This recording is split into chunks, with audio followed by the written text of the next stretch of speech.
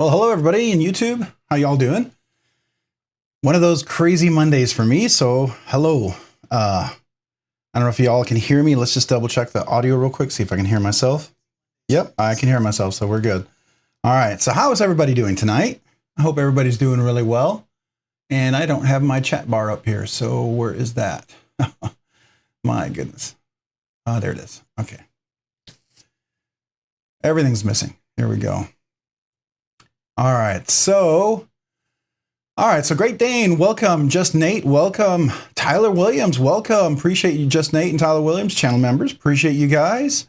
Neil McKenzie, welcome. Appreciate you being here this evening, Neil. Thank you. Colby Venable, appreciate you being here. Hello. Let's hear El Cap Attic and Matt D, welcome. Appreciate you guys being here this evening. Matt, appreciate you being a channel member, being here. And El Cap Attic, thank you so much. Homer Feltus, channel member, thank you so much. Appreciate you being here this evening. How are you? How's everybody this fine Monday morning? I'm wearing my McNeese shirt. I don't know if you can see that. It's my McNeese little shirt here. I got that when I got some parts for a knife. My one knife shirt. I need some more. So there you go. I like the shirt. It's actually pretty nice. How is everybody doing this evening? So I've got some couple of cool things. I'll just jump right.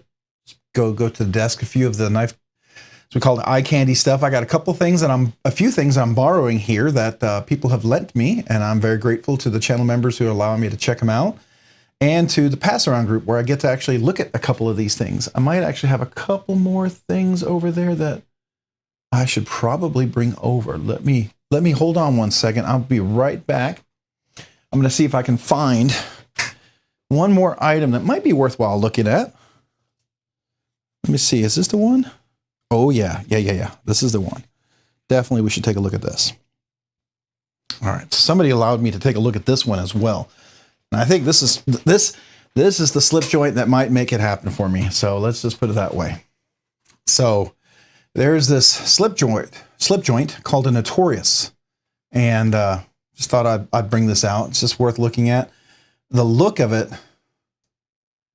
is just kind of like the aesthetic that I sort of dig, right? So let's see if we can get it to focus here. Where's the focus? Come on. There we go. All right. So a very interesting slip joint. So I'm going to go ahead and put that out here as well. Let's find a little spot for it. We'll put it right next to the lander right here. Cool slip case, by the way. All right. So who else we got joining? We've got El Cap Attic. Yep. Mind of Milton. Welcome, Mind of Milton, this evening. Appreciate you being here. Thank you, channel member. I appreciate that very much. Who else is here? I think I've said hello to everybody else so far. And so far we have 15 people here. So I don't feel like I've said hello to everybody. Hey, Danny. Welcome, Danny Sims. Appreciate you being here this evening. Thank you so much. Nougat Knives, welcome. Appreciate you being here this evening. Thank you for joining. Just Nate, 3 months membership. Hey, that deserves a big old hooping, hollering, and a full kazoo salute, I think. So in honor of 3 months, so Just Nate.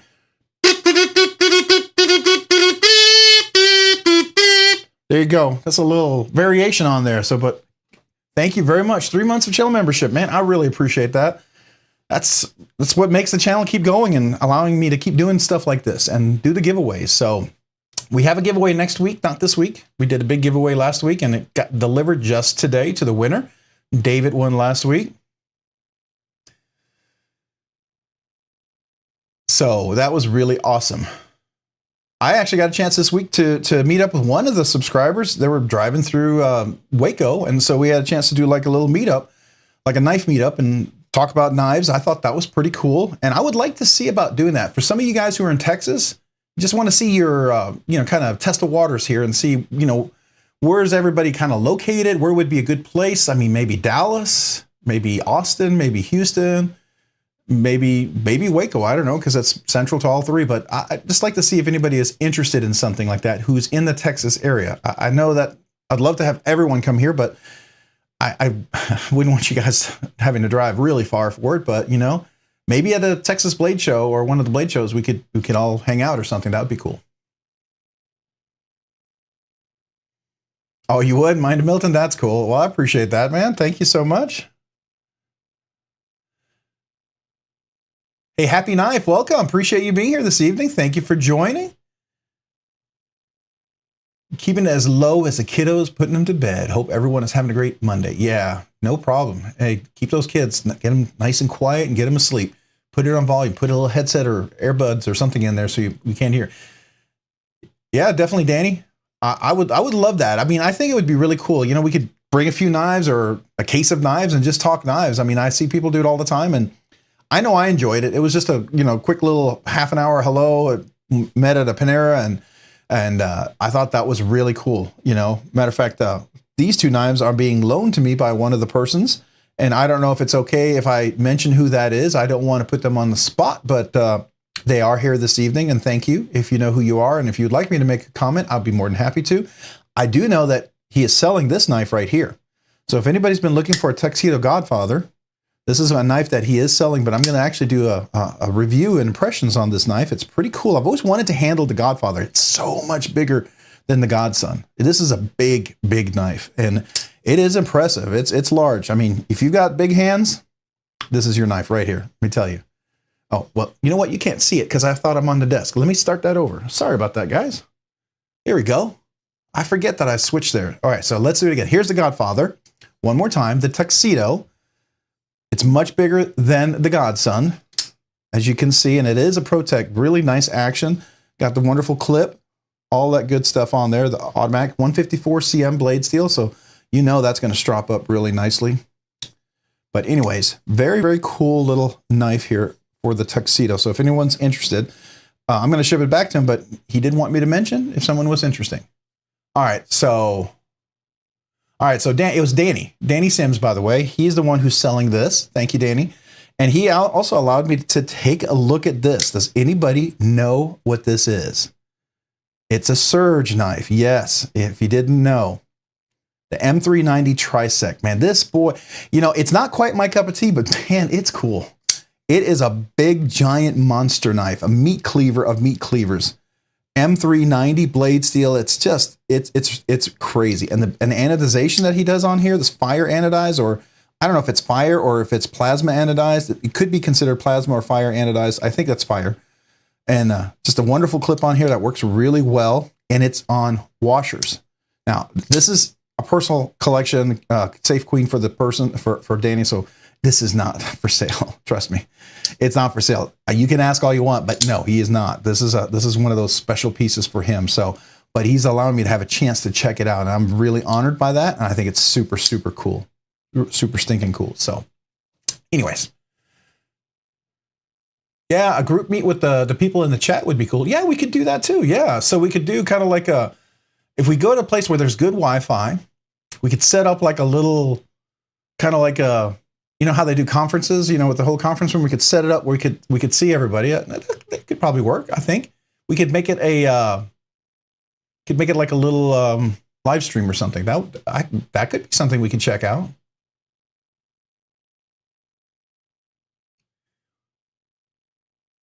Yeah, sorry about that, Nuga Knives. Yeah, I had it on the face only. Hopefully I fixed that, right? Sorry.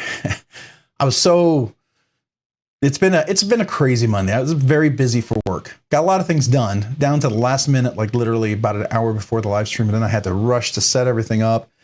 And I had to do 2 unboxings because I have another knife that is really amazing. And I don't want to miss you guys' comments, but I have to talk about this. Does anybody know what this is? This is the Devo Stout version 2. I got a chance to check out one of the prototypes. Why is it not focusing? Come on, focus. Why is it not focusing? Let's do this. All right, so let's zoom in here. Is this better? There we go. All right, so this is the Devo Stout version 2. This is the one he had the pre-orders for. This is with the purple fat carbon. And, I didn't get a chance to pre-order it because at the time I didn't have the funds for it. Beautiful hollow grind. I got to tell you, after handling this, I am beyond myself disappointed that I did not pre-order this thing. I think had I handled this before the pre-order, I would have broken my rule. I think I would have broken my rule. This is simply stunning. You know how the f5.5, if you guys don't know, like the f5.5, so like the f5.5 is one of those that has the thumb hole. That's just fun to flick and fidget with. if I had a choice between the f5.5 and this would win. You know, the little pony stout was amazing, but the Big Brother, that's phenomenal. Phenomenal knife. So if you pre-ordered it, you are fortunate. I'm hoping he might have 1 or 2 extra and I get some weird lucky chance to get one. So we'll see.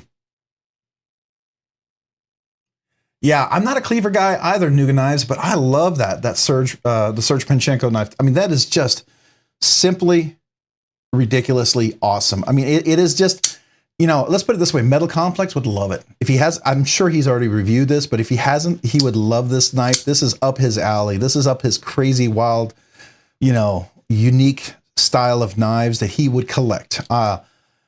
It's not quite something I would carry, but I mean, I enjoy handling it and getting a feel for it because it allows me to appreciate the knife and to see the design that's out there, because I think it leads to other designs that are just going to be phenomenal. So yeah. Hey, Just Nate, welcome. Appreciate, sorry. Thought you were saying hello. Paul Aguera, welcome. Appreciate you being here this evening. You got your Stormtrooper Growler 2 coming tomorrow. Oh, man. I missed the Growler drop. I mean, I got in there just a little bit late. Man, those things went fast, didn't they? I was really, really bummed about that because I really wanted the carbon fiber and I was meaning to go in there, but of course it was on a day when I had meetings back to back. And being in IT, it wasn't one of those meetings where I could listen in and do something on the side. It was one of those meetings where I literally had to explain extremely detailed architecture stuff and go through it and then explain it to executives and stuff. And so that meant, you know, no distraction. I had to be completely focused. So of course I missed it. So that was a real bummer. Okay, I'm catching up on the comments here. So if I missed anything, just let me know, all right? Said hello to Paul, so that's cool. Let's see here. Lucky Paul. Love that version. Yeah, definitely, for sure. Yeah, I wanted the carbon fiber, but it was gone instantly. See, I was really bummed. Is the front flippable? Yes, by the way, real quick. So getting back to that. It is absolutely flippable, which is really very pleasing. It's a comfortable flip. It's not one of those forced flips. You know, you have some knives that they're kind of pseudo flippable. This flips, and it flips quite comfortably and quite well and beautifully. So yeah, it is absolutely a front flipper. This is, it's fun.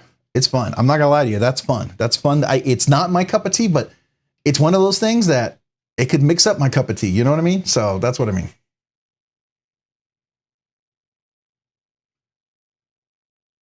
Yeah, I don't know if it's the word. I like that. Well, front flippable. Yeah, I mean, that's a real word. We'll call it that. Sure.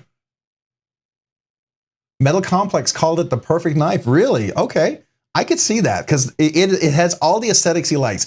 Big, giant knife. It's flipper. It's got a beautiful thumb hole.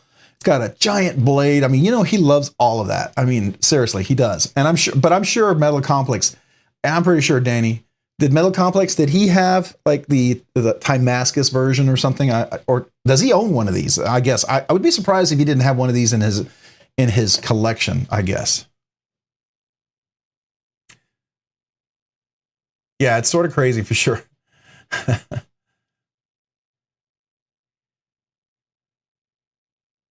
And I totally agree, Danny. You're right. I wouldn't want one, but would I love it? Yeah, I do. It's really one of those knives that you absolutely enjoy and love. And unless this is your aesthetic, you're not going to really want it. You know, I'm not lured to get it, but I enjoy the heck out of it. It is fun. It is a cool knife. I mean, you can choke up. Look how much room I have. Can y'all see that? I mean, if you got gigantic hands, and I know some of you guys have some big hands. This is a knife for big hands. I mean, you'd have to Shaquille O'Neal, I think, could handle this knife, and it'd fit his hand. You know what I'm saying? That's what I mean by big knife. So, anyways, it is fun for sure. Oh yeah, the Pena X. So y'all noticed that? Yeah, I saw that. I missed all the drops they had for the Bravo, and then all of a sudden they had the frag version, and I saw the drop for it, and it was available. And I dropped that little notification for you guys. There was still some left when I dropped it in the morning. I don't know if my drop of the notification, people picked it up, or if it sold out just as I dropped it. Either way, I'm sorry if you didn't get a chance to get one, but I can tell you This is a lot of fun. Now, I will tell you, there's a couple things you have to keep in mind. I'm going to be posting a video this week. I did the unboxing today for this, but I am going to do I put skiffs in, and I also tuned it just slightly. And I'll tell you why I tuned it, because I like to front flip. That's part of the thing that I really enjoy about pena knives. I enjoy the front flip action. That to me is a lot of fun. But to really enjoy a pena knife to front flip, you know, whoops, let's do that again. You really got to have a nice, I think the detent has to favor a front flipper, and a front flipper is always going to be it needs to be a little softer for that, right? Especially if you like to do the little, you know, finger over the top kind of thing. You don't want it to be super tight. And this jimping was crazy aggressive, which is typical of Riot, right? So I did file that down ever so slightly. It's not as aggressive, still got beautiful traction, but it was just a very slight lightening of the detent. Still got beautiful, beautiful action. And the reverse, here, I'll show you right here. Oops, let me get in there. It's really nice, really nice. And it flips really well. So you can see that. And beautiful flat grind, wonderful swedge, very, very fun knife. And man, I've got this thing crazy sharp. And I've got it dirty, of course, right now, so I need to wipe that off. Let's do that. There we go. But, and the action is beautiful. With that right there, it drops really nice. And there's no milling. And that's really what's kind of unique about this one. It's no milling, it's heavy. But it's a nice heavy. And it has a really nice acoustic. So I don't know if you can hear this. Oh, let me do that again. The acoustic is unique. It's not Herman-ish, okay? It's not that crazy. It's not a Factor-ish. It's a very commanding kind of full sound. I like it a lot. All right, I'm catching up on comments here again. Yeah, I agree, Paul. I really like that blade shape. It's really nice. It is. It's like a sheep's foot Warncliffe reverse Tonto modified whatever. It's not fully a sheep. It's not fully a sheep's foot because it's not fully round, but it has a roundedness to it. It has a point. So could it be a reverse Tonto? Could it be a Warncliffe? There's no real giant belly, but it's almost perfectly flat. But it has a very slight belly, so it's like a little bit of everything. I like that a lot.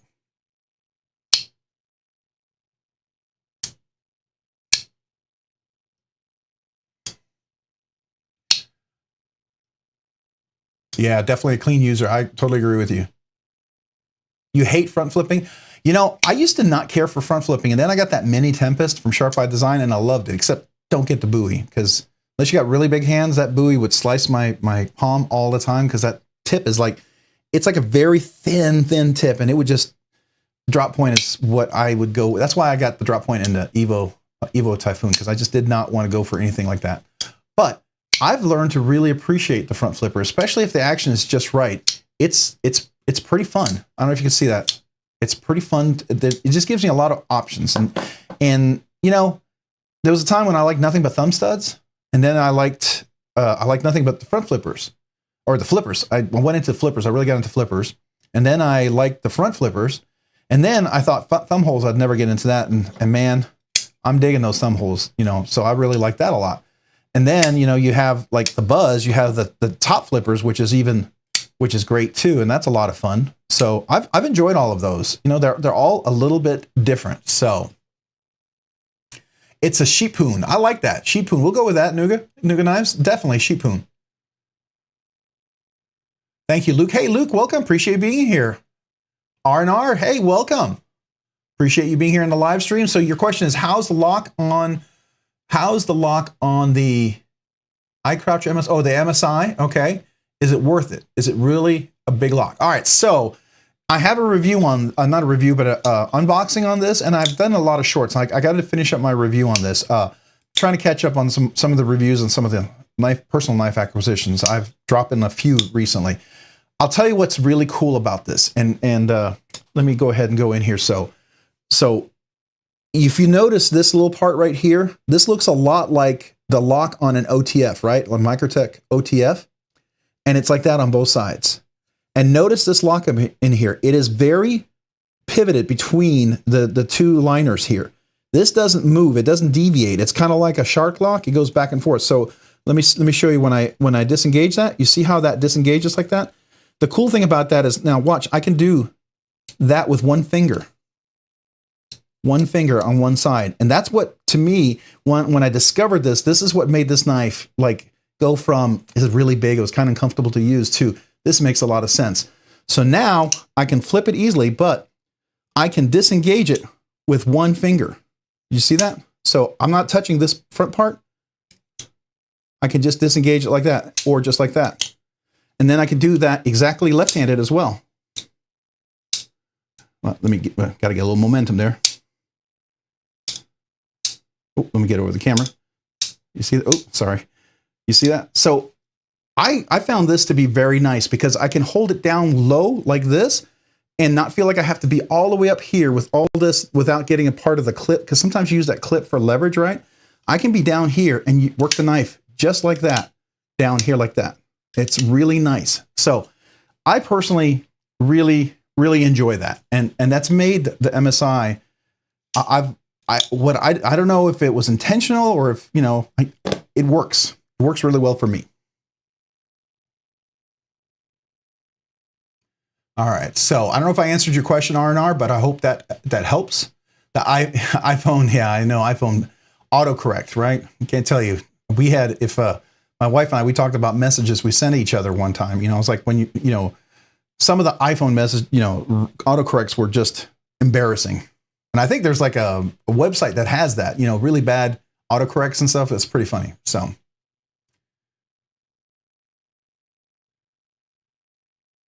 Yeah, the MSI, I think I like it. So, hey, Dwayne Letterman, welcome. Appreciate you being here on the live stream tonight. Thank you so much for being here. Thank you.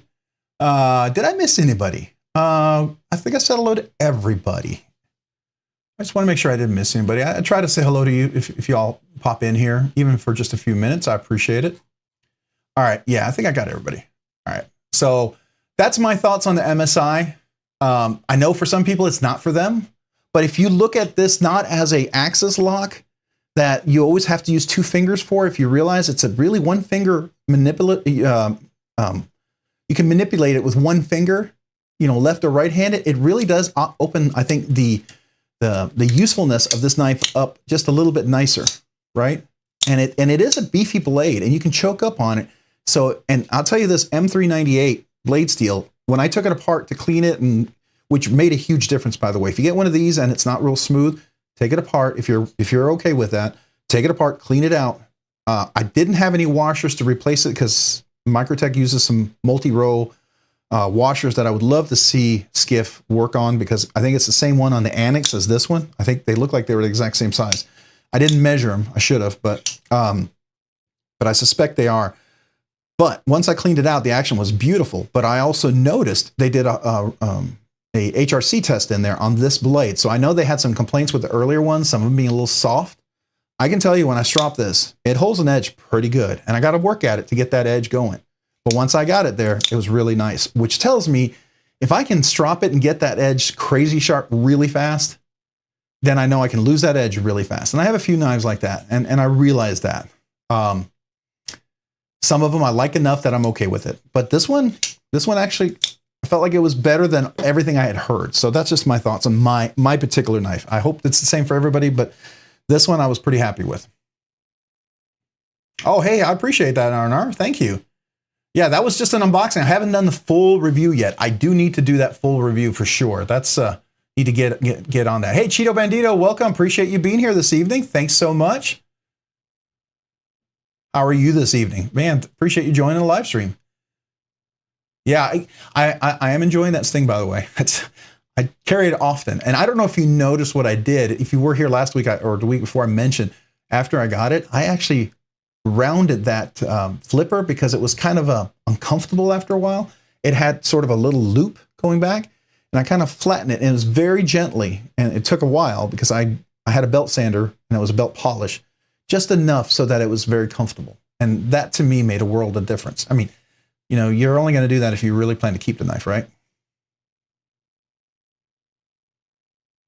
Somebody's making some tacos and carne guisado. That's nice. Who's doing that? Man, I want to come over for some tacos. That sounds really delicious. Hey, I'm in Texas. We love our Mexican food. There's 3 main staples in Texas, right?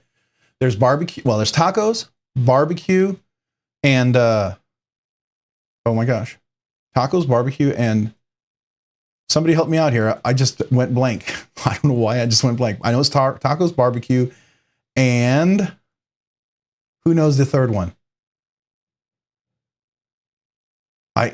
I'm sorry. I just went totally blank, brain dead there for a second. Chili would, yeah, I could see chili. I don't know if it's as much, but there's 3. Thought it was, I don't know if it's chili, but it might be, maybe. Tyler Williams. All right. Making sure I'm missing all the comments here. All right. So we got Tyler Williams link there. Yeah. So definitely check that out. Let me click on there if you haven't already. Oops. We'll go over here. If you haven't checked out Tyler Williams' site, go ahead and subscribe. If you do, make sure you go ahead and at least watch a short. If you're going to subscribe and come back, watch a short. So it goes all the way through. It won't unsubscribe you. I do that, and I watch a lot of his videos. That one I have not seen. Is that the new Tonto? Kind of curious. Let's see. Because I think I had one very similar to that. Okay, no, it's not the Tonto. Yeah, okay, because I like that carbon fiber scale, that aluminum carbon fiber scale. That was really nice. That was definitely one of my favorites. I really enjoy that. Anyways, good choice. I actually have a short on that one and a video on that one too. Very similar, but yours looks polished. I think mine was stonewashed. All right. Pedro Armstrong, welcome. Appreciate you being here this evening. Thanks for joining the live stream. Dwayne Letterman saying hello to everybody. Very cool. Oh, man, I'm a little behind here, aren't I? All right, so we'll get back over here to the knives. All right, so Texas tacos, barbecue, and tequila. Okay, I could see tequila or margaritas, right? That would be good too. I want to say enchiladas, maybe? No. Barbecues, tacos, and what else? What are the other things we always eat in Texas? If you guys can think of it, you tell me. Best Fort Worth is Angelo's in Fort Worth. There was one place I went up there near Dallas that was really good. It was listed in the Texas Monthly Magazine as one of the top 20. I don't know if I've been to that one. That sounds really cool. Hey, that could be a great place for a Texas meetup, huh? Go barbecue? That would be cool. I could dig that. So, you know, you guys think about it. Anybody who's in the Texas area or willing to drive to a Texas area like Dallas, because that could pull in maybe people just from a little bit outside of Texas if anyone's close. I don't know. You all let me know. Brisket. Yes.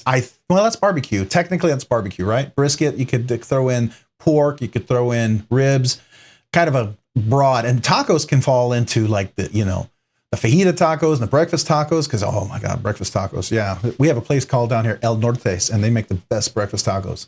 They're so good. Anyways, yeah. Grandpaps, you said Grandpaps? Who are you saying hello to? Oh, Vape and Grandpa. Oh, Vape and Grandpa. Good evening. Welcome. Appreciate you being here in the live stream, man. And Groundhog. Hey, Groundfog. Why did I say Groundhog? Groundhog Day, right? And kind of rewind that 3 times. Groundfog, welcome to the live stream. Appreciate you being here. Steak. Oh, yes. That's it. Steak. Yes. Thank you. That's what they said. And it could be different for everybody, but it was tacos, it was barbecue, and it was steak. Because of beef, right? Those are the 3 main staples in Texas that you got, you know, people love. And notice they all have meat in them. So I guess you're not going to be a vegetarian, at least unless you eat a vegan cow. I guess, I don't know. Sorry, I don't. If you're a vegetarian, I don't mean insult. Please don't take that. We love beef, and you may not, and I respect that. But I'm not going to stop eating my beef. So, best barbecue. All right. Chad, let me make sure I want to pronounce this correctly. DeRozier? Is that correct? DeRoziers? Chad, welcome. Appreciate you being here in the live stream. Thank you so much for joining this evening. James D, welcome, James. Appreciate you being here tonight. Gotta go. Bills versus the Jets. All right. Who are you rooting for tonight, R&R? Who do you want to win? Hey, my team, Texas, we beat Alabama. If you're an Alabama fan, I'm sorry, but I'm not sorry. Made up for a national championship we lost, and it made up for last year. was pretty happy about it. So, you know, you can hate me for it, but I was so excited to see Alabama lose to my team, Texas. I'm a Texas X, hook 'em horn, so hate me if you will, but you go root for whatever team that it is for you. I'm kind of curious. You'll have to let me know which one you're going for there. If it's the Bills or the Jets. Did he already leave? He probably already left, so we'll find out maybe next time. We'll ask him how to go. Brisket for sure. Best barbecues in Texas, hands down, at the airport. Are you talking about the Austin airport where they have, it's, the original restaurant is outside of Austin, and it's like 40 minutes away, and it's BYOB, bring your own beer, and gosh, I actually had my bachelor party there before I got married to my wife. I cannot remember the name. I know which one you're talking about.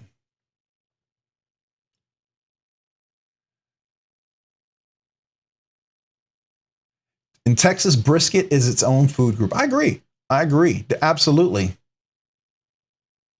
Oh, Tyler. Yeah, Tyler brought up a good point. Tyler, let me see if I can find that real quick. I want to get to that. Let's see here. Where is it? Yes. All right, so I'm going to go over here real quick to the web. So somebody actually sent this to me. This is the Chavez, the micarta kickstops. Look at these guys. They are ridiculous.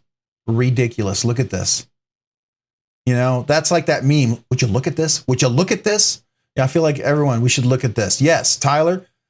Yes, we did see it. Matter of fact, I think James was the one who told me about it. So if you haven't had a chance, you all should check this out. This is beautiful. And I think, look at that. That almost looks like a polished black kind of a blade. If I'm not, man, I got to get a closer up look at that. But yeah, that is nice. It's like a black stonewash, it looks like. Yeah, you're right, Nuka Knives. First time they lost at home since 2015.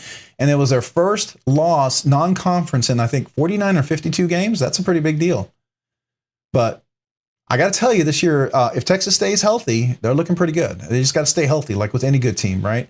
But I got to tell you, you know why? One of the reasons why Texas is also doing well, we can thank Alabama for that, you know, because that used to be the Alabama head offensive coordinator. And there's a reason why, you know, Nick Saban has a lot of respect for him.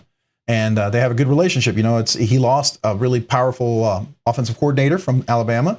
And we gained someone really well, and that's really helped our team out quite a bit. So we appreciate Alabama for giving a little love to us, and then a little extra love this Saturday. Yeah. So okay. So let's keep looking. We're having multiple conversations go. Oh man, I'm so jealous. MC got the G&G shortcut. I want to get 475 steep to me. The G&G shortcut. Okay, we'll have to take a look at that, Nuga Knives, see what that is in just a second. Remind me if we don't get there, because we want to finish up with the Chavez, because I got to admit, I mean, it's nice. I love, let me get my Chavez out, because that's one of my favorite. It was one of those that was a flipper only, and I didn't think I would love it. And it turns out it is phenomenal. This is just the regular titanium one, and I love it. The kickstop on here makes this knife. And I tuned it so that it's like super drop shut. I mean, it's like control drop. You see that? That's not a guillotine drop. Now, at first I had it, you had to shake it to drop it, but I want it to be just perfect. It's like super buttery smooth, but it just drops controlled. I love that. That's really nice. But I suspect you can do the exact same thing with these micarta. And if you're a micarta fan, I think you would really enjoy this.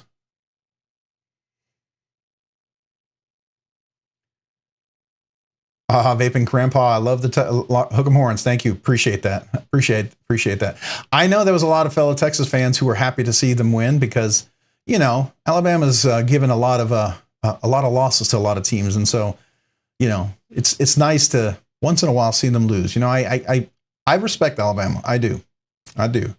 If you lose to them, you know, you can, and if it's a close game, you can feel confident you were in the battle.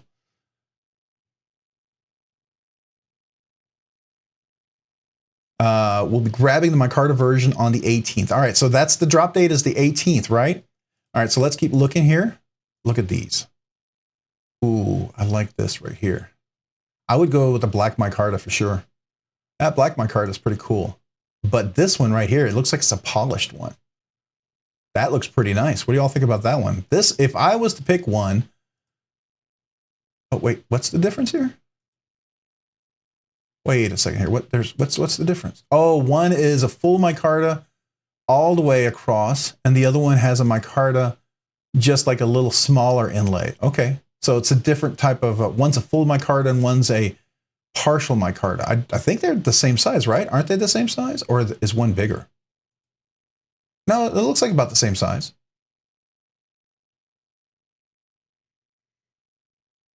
You've seen them with thumb studs. So I think you could put thumb studs on here. And I know some people wanted to do that. And that's, you know, being it's your knife, you can do whatever you want with it, right? You could absolutely put thumb studs on here. If I were to get thumb studs to get the best kind of action, I'm just looking at this. How would I'm just trying to think of where would I want them to be? They would have to be kind of close to the edge there. I mean, it could work. I think it definitely could work for sure. But man, that kickstop, it's money. I get it. I get the kickstop thing for sure. That's a lot of fun. I've really enjoyed that knife a lot. You don't see the point in getting the thumb stud? Some people love them, right? Some people are big thumb stud fans. I mean, when I first got into knives, I was like all thumb studs all the time, right? I figured that was the only thing you could do. And then I discovered the flipper, and I wasn't sure about that. And I thought, okay, well, that's fun. And then I discovered the front flipper, and I thought, well, that's interesting. And the most recent thing that I feel like I really discovered was the thumb hole. I wasn't a real big fan of it until I got a knife that had a beautiful action with the thumb hole. That was really phenomenal. Now I appreciate every one of them. And I like knives that can do more than one. Sometimes I worry when knives try to do everything. When you do too much, I don't know if you can do everything and you can do it well, that's pretty amazing. There's one or two knives I think I've experienced like that where it was really good. But I like to see one or two things done really, really well and execute it well, and instead of trying to overstretch. That's just my thought on that. I don't know about you guys. What do y'all think? I do like multiple deployments though. Nuga knives, I really do. And I always love to have a bonus deployment. If there's an extra deployment that you don't realize is there. Now, if you have one deployment, it better be spot on, right? It better be just dead nuts spot on.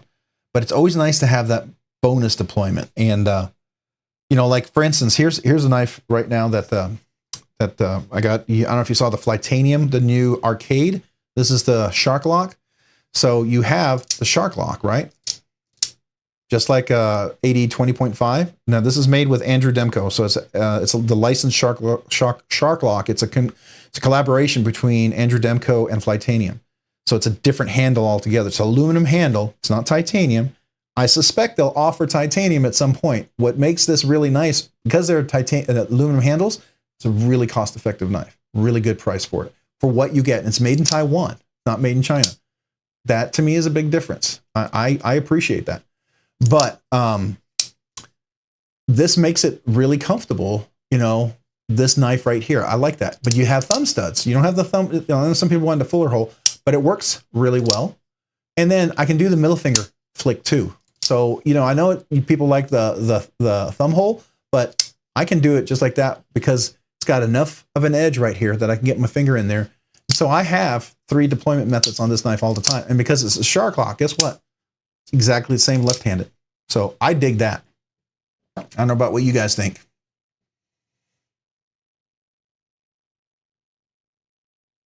Yeah, appreciate you bringing that up, James. That's definitely a cool knife to check out. So real quick, James and Tyler, do you remember where you guys saw that? Lockhart's. Danny, you were talking about was that the barbecue place, Lockhart's, you were talking about? I was thinking about the County Line. The one in Austin is called the County Line. If you've ever heard of that, oh man, it is really good. It's on a ranch. It's like people, they literally, it's like an hour wait, and it's an all-you-can-eat buffet. It's expensive, but it's all-you-can-eat buffet, and they literally have cars waiting down the road just to come in. Did we have somebody join? Did somebody, Ginger Fisher, welcome this evening. Appreciate you joining. Thank you, channel member. Appreciate you being here. Thank you so much. All right, James, same size. All right, that's good. That's good to know. That's good to know. I want to find that. Let me see if I can find that. See if that's on. Is that on Chavez's website? Redemption 229 my Carta. Come on, where is Chavez Knives? There we are. Oh, okay. So let's go over there real quick.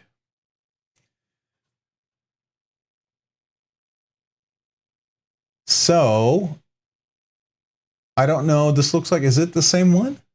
Boy, that's really dark, huh? It's hard to see. Oh, available 918. There you go. All right. So let's do this. All right, that's better. Now we have all the choices. Here we go. Oh, look at that black blade on the titanium. That's kind of a cool combo too. I'm not hating that. The bronze is cool. Which one of you guys, you have one that's like super milled out? I mean, it looks like a rock or something. It is just crazy cool looking. Is that one of you guys that owns this, or that you know someone who owns it? But man, somebody was showing me a Chavez that was, it was over the top. It was awesome. It was pretty cool. I mean, it must have had some custom, modding on it, but it was gorgeous.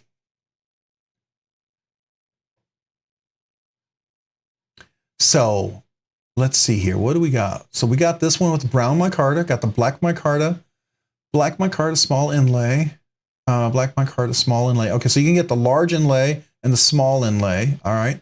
One looks like it's a little more polished. So what's the difference here? So we got one. Let's see, what does it say on here?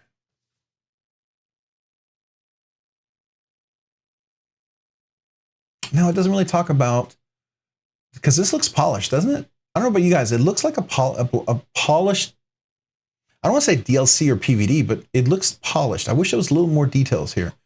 Yeah, kind of wish I could see a little bit more on that. Let's look at this one over here. Is that the one I just opened? Yeah, I don't see really more details on that. If you guys know, let me know, because I do like that black polish. I got to tell you, black DLC that's pretty nice. I need a little drink here. Voice was getting dry.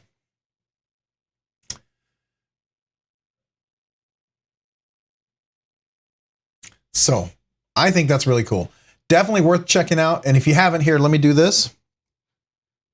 For all you guys who want to check it out, that's the link to the to Chavez's directly. And I'm sure he's probably gonna, I would suspect this is a huge Riot order. I'm sure he probably ordered a couple of thousand of these. I'm guessing total with all of them together. I'm sure a lot of retailers are going to have this. So, by the way, if I remember correctly last time, if they have them at White Mountain Knives and they bring these in, remember, you can use RNK10. I think you could use my code on this one. Last time I discovered when they dropped the Rendition 229 titanium one, if you went there, you could have saved a couple of bucks. That would have been really nice. So, something to think about. Clockwork Engraved does the best mods on the Chavez. Okay. All right. So let me do that. I'm going to go back here just because I want to make sure I'm going to go back to my Instagram. I don't normally go to Instagram, as live, but I will go take a look. Where do I go? Search. There we are. Search. Okay. And we're going to look for, you said it's clock, K-L-O-K, W-R-K engraving. Let's see if I can find that.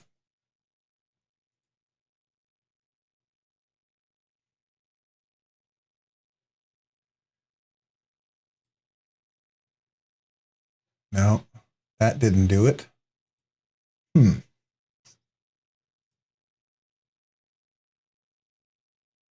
Oh, man. Sorry. I reached out to Holt Blades and I asked them because they dropped a few knives that they were for sale. And I don't know about you guys. That kind of reminds me like a cheaper version of a Hog knives. but still ridiculous, right? And it's one of those, you know, grail type of knives. And he asked me, he says, well, which one are you looking for? And I was like, which means that, you know, maybe. So I don't know. We'll just leave it at that. I don't think I'm probably not going to do that. But anyways, let's see. What I'm looking for is Clockwork. It didn't show up. So let me try that again. Clockworks. Or Clockwork. Let me just try Clockwork. Is this it?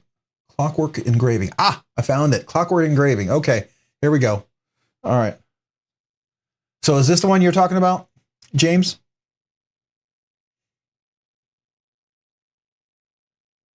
Wow. Wow. That's like that, like Scott, the Sierra Bound, who shares a lot of his knives with Metal Complex. He has those custom engraved ones. That's what this reminds me of. Or like that ProTech, you know, when they go to the blade shows and they have the real fancy ones, you know, the ones that engraved, and it's like, they're like $10,000 or something like that. That is crazy. Wow. Okay. Yeah, that's pretty awesome. Huh. Okay, I'll give you that. I don't hate that. That's really nice. It's DLC. Okay. That's cool. Now, are you saying the black one with the black micarta that's sort of polished is DLC and it's polished DLC? Really? Okay, that kind of changes it a little bit, because that's pretty cool. That's a step up. I mean, that's going to make it more expensive for sure, but that's definitely a step up. Wow. Now, I don't know about you guys, but polished DLC is pretty nice. I mean, it's kind of insane.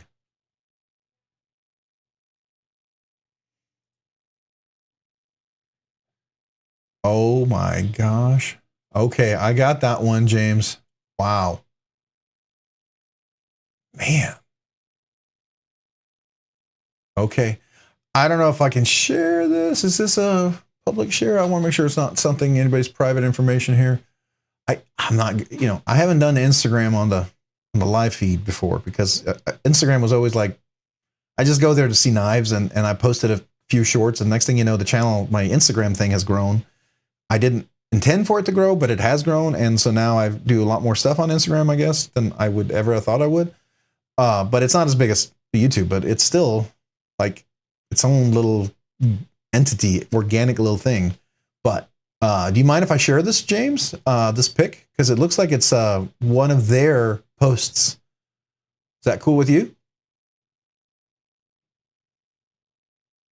You let me know if that's cool with you. I don't want to share it if it's because it looks like it's a public, because there's a bunch of comments on it. So I think it's probably their post. That's what I'm guessing. Yeah. Okay. All right. So let's do that. Just, you have to see this. Look at the details of this. Can I zoom in on this? No, I can't really. Okay. Well, this pic right here, you just look this, if you see the lighting that's going on right here, you can see all that work. That's engraving. That's like etching. That's like really fantastic work. Look at the eyes on here. You can see all that. That's pretty cool. That's pretty cool. All right. I don't know if it's for everybody. May not be for everybody, but I think it's cool. What do y'all think? Anybody a fan of that? I think it's cool. So, all right. The other thing, well, I don't know if you guys had a chance. Did anybody get a chance to get one of the new arcades? Anybody get a chance to get one of these? Because you can get them in Ultim. This is an inlay right here that you can replace. I'm not a sponsor. I just like the knife and I think it's cool, and I share with you. I really have no sponsorship. I have no sponsorships, period, right? I have affiliate links, and that's only if you go somewhere and you want to buy it and you decide you want to use my affiliate. It just helps the channel, but I'm not getting anything from that except if you used affiliate, right? But this right here is a knife that I think it's going to be really phenomenal. I think this is really, really cool. It's S35VN blade steel. I think this is like a work knife. This is something you can really beat up and use. This is one of those knives you're going to have a good time. I mean, it's meant for use. You know what I mean? So I don't know. If anybody get the arcade, because I think it's a pretty cool knife. You can change this. I put the titanium inlays in there. I could have put the black G10. They have Ultim. They have one that's all blacked out and it's Ultim. I wasn't sure about the all blacked out one. I know that their milling is really good at Flytanium. I got one because I wanted to have it so badly. The edges were a little sharp here, and I had to kind of buff that down a little bit. I did reach out to them, and they would have taken it back and given me another one, because that's, if you see back here, this is just perfect back here, right? They know how to do that. I think this missed quality control. I mean, mind you, this is a first run, right? This is a first production kind of run, and it's a big run because I see these being up for sale at Blade HQ and White Mountain Knives and other places. They're all going to be carrying these, so you know they made a bunch of them. So that being said, I think I just got a one-off kind of thing. But because it was the gray one, I could buff it. It didn't really matter because to me, even a little exposed here, to me, it's kind of like with my Chavez. I feel like that's just wear after you're going to use it for a while. To me, that's okay. I'm all right with that. It doesn't bother me at all because this is not it's not a safe queen. This is a user knife. This is absolutely, for me, a user knife, and it's a good user knife, and I love it. So, wanted to get the clip point and shark foot. Okay. Yeah, you know what I wouldn't be surprised with Vaping Grandpa is this one. This is a drop point right now, right? But I wouldn't be surprised to see other blade profiles come out with this. But I like the drop point on this. Now, mind you, this drop point compared to my 8020, they're a little different, right? A little different in the blade shapes, but each very functional.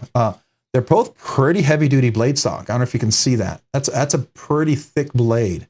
The jimping is a little more compact on this one here, and it's a little more spread out on this one. The bigger thumb holes on this, I gotta admit, I do like these thumb studs a little bit better, the bigger ones. These are a little smaller, but they're more traditional, like a Benchmade, you know, or a Wee knife, right?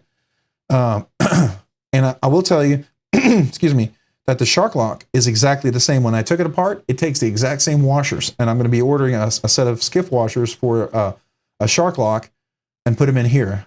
Does it need Skiff washers? No, but I can tell you every Shark Lock I've ever had, when I put Skiff washers in, you notice it immediately. You don't think you need it, and then you put it in, you're like, oh, that really did make a difference. That's always been my experience with Shark Locks. It's really good, though. I did clean it out really well, and it's running really well.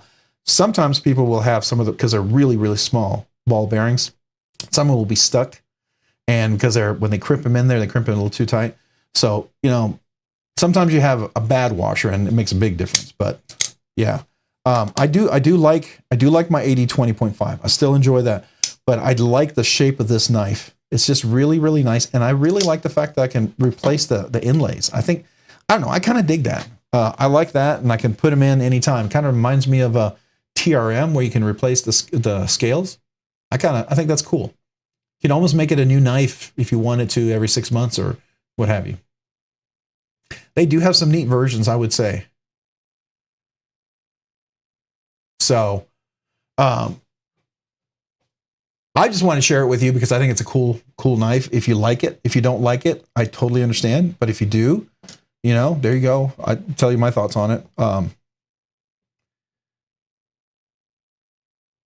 So, anyways, what else? The other thing that I did, we talked about the Notorious. That was really cool. I went back to my original scales on my standard only because I need to, I think I need to stonewash them, and I want to anodize them. At some point, I want to go somewhere where I can either coat them or anodize them. So I'm debating what I'm going to do with them. I don't know. The texture on there, I need to do something else to it because of the wave pattern. It was still a little too rough for me, and this worked just a little bit better. So yeah, I like the exposed titanium, but it was just a little too sharp. It needed to be it needed to be dressed up a little bit, I think.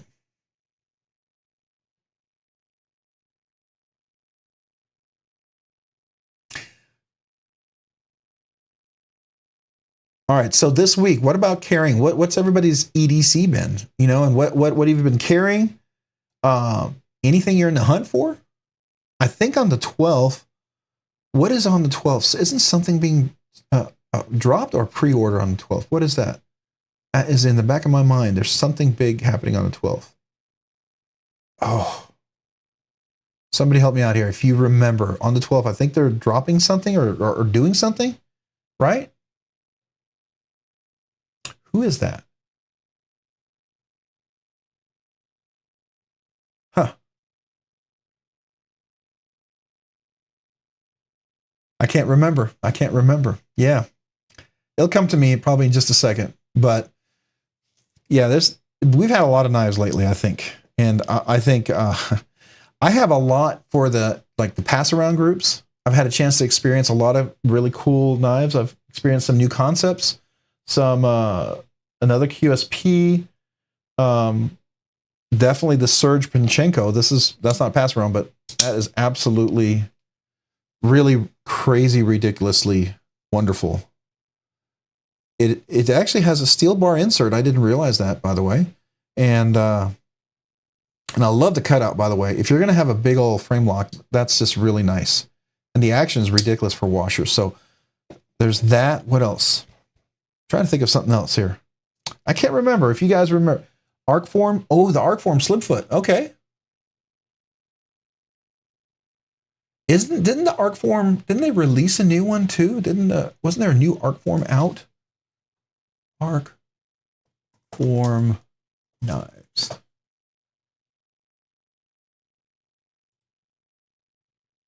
Let me see. Yeah, okay, there we go.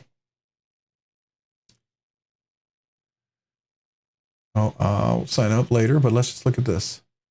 Yeah, so this one I've heard good things about. Has anyone gotten one of these? Is that the one you're talking about? Knives, that's it. Not Null Knives is the 21st. Yes. We'll have to take a look at that in a second. And I got to tell you, after handling that Null Knives, thank you to a wonderful subscriber, by the way. Thank you. You know who you are. You're on the live stream right now, so I appreciate you. That's some other world level design there. I get it. I absolutely get it. But this looks cool. Kevin from Lefty EDC, he really, really likes this one. I don't know. Oh, Nuka Knives, yeah, you were going to tell me about the G&G shortcut. That's right. G&G shortcut. Let's take a look at that one. I'll go over here, grab this one. G&G shortcut knives. Oops, not spelling it right. Blade forms. I want to go to their website. Is it a Hawk Knives design?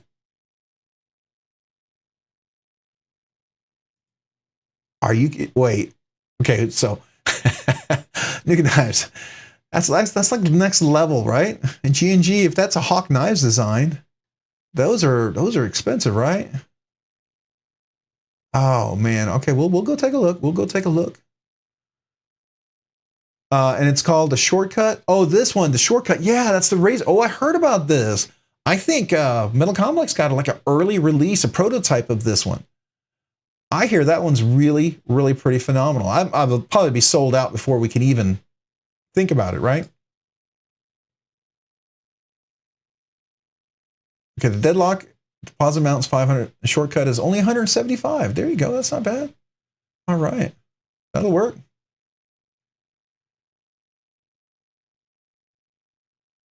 I'm not seeing like purchasing. I guess we're with the. Is there a link for it?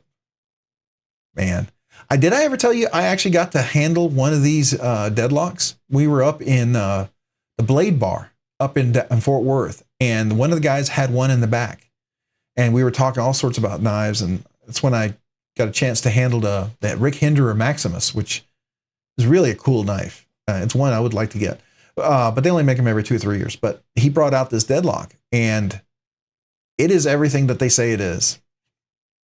If you ever decide to get one, yeah, that's a whole next level OTF right there. That is the creme de la creme, the top of the line of OTFs.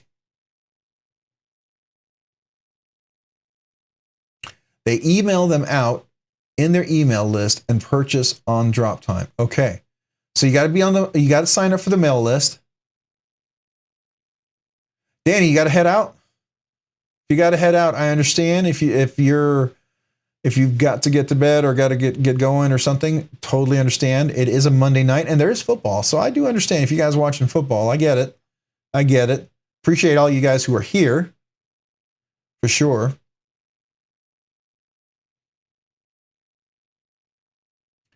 Well, thank you as always, Danny. I appreciate you being here. By the way, if anybody's interested, Danny is going to be selling this, the tuxedoed version of the Godfather. And it is a nice big knife. Just to give you an idea of how big it is, let's compare it to the Microtech MSI. So let's actually show it. There we go. How about this? He is going to be selling the Godfather. So anybody's been wanting to get a Godfather, I'm sure. I don't know if Danny, if you have it in mind of what you're looking at. I think he was also willing to trade. So if you're willing to trade, reach out to Danny. Let me know. I think he'd be willing to trade or buy or sell. So if anybody's been having any interest in one of these, I don't know what you're looking for Danny. So if you want to mention it, you can. But if not, folks can always talk to Danny about it. All right. Hey, Michael Upchart, welcome. Let's try that one more time. Hey, Michael, welcome, and appreciate you being here in the live stream. Apparently, I can't talk tonight. A little challenging using words. It's a little advanced feature there that I'm struggling with.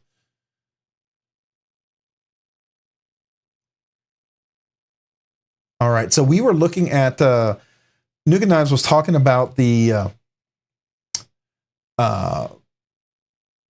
Is it down here? No, I'm gonna have to go back. Oop, I went too far. The shortcut, and this is one that they're releasing. And you said it was $475 retail. So I suspect it takes these, looks like razor blades. Are these like disposable razor blades, or are they ones you can take off and sharpen and then just kind of replace out?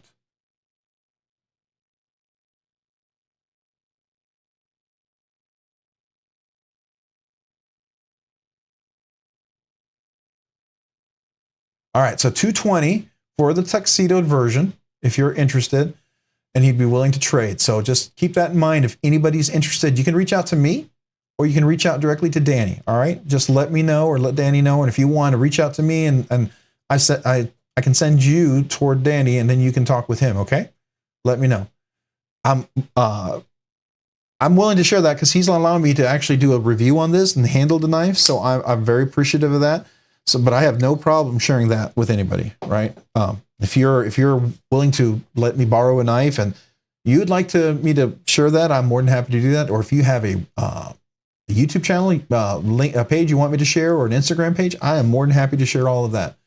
If you're kind enough to and generous enough to let me borrow one of your knives for a review, I do appreciate that. Okay, so you're taking me to a link. Make sure the audio is off. Oh, okay. Oh, is it like assisted close? Or does it just with the weight? Okay. That's cool. I bet it's one of those that, yeah, that's solid though. That is pretty solid. I can see that. I can absolutely see that. You would be able to, I mean, the way it locks up right in here. And yeah, that's pretty awesome. It's definitely a little pricey. It's going to be for those who are into it and are willing to spend it, right? So if it's not your budget or design, then you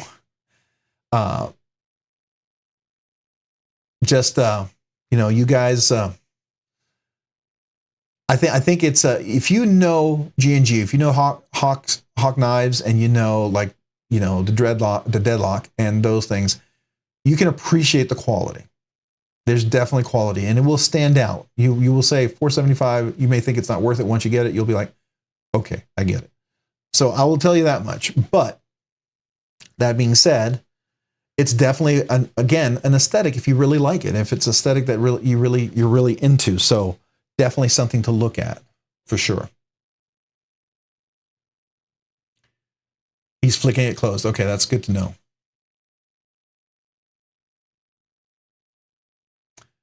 All right then. Well, cool. I think it's pretty cool though. I like the design. It's nice to see something from Hawk Knives and G&G that's under $1,000. If like all the deadlock, I think all the deadlocks are now at least $1,000. I think I remember back when I first looked at them, they were like $700-800, and I thought that was crazy. But back then, that was crazy. But by today's standards, you know, everything's gone up in price. It's probably not that crazy anymore. But it's out of my reach, at least for an OTF. You know me. OTF is a cool thing. I love my live wire, and that's plenty for me.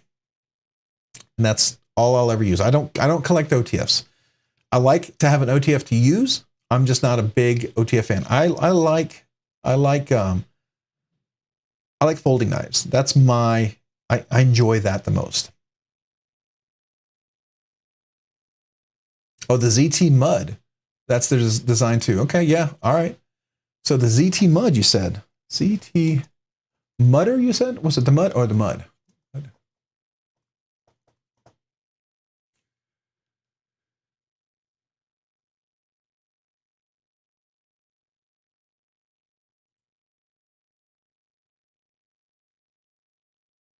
No, that's not. Okay, I think we're going to have to go back.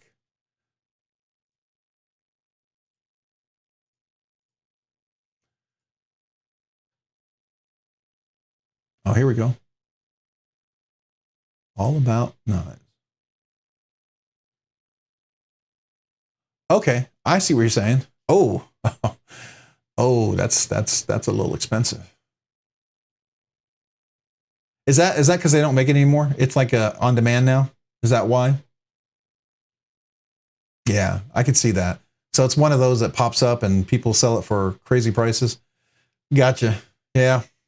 You know, that's it's a nice thing about if you have something that's very limited, you can sometimes do that. I will tell you, I don't ever buy a knife to try to make a profit. I had my Chris Reeve Unumzon. Really like that knife. I bought it because everyone said I should buy it. And I didn't really care for it. And if I had known how to tune the detent on there without messing with the ball, the ceramic ball, because it's built into, it's part of the over travel stop.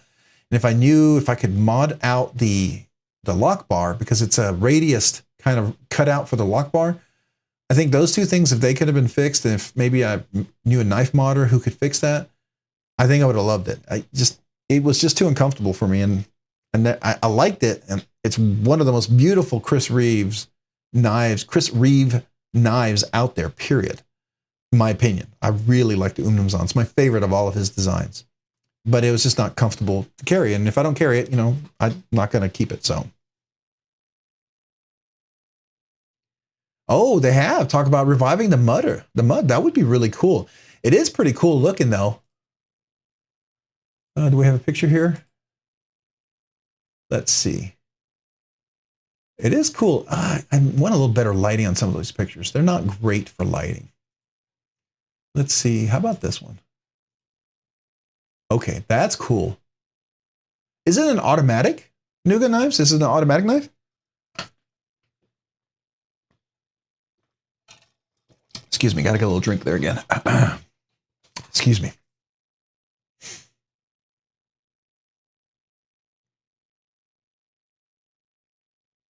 Oh, okay. So it's completely sealed. I get it.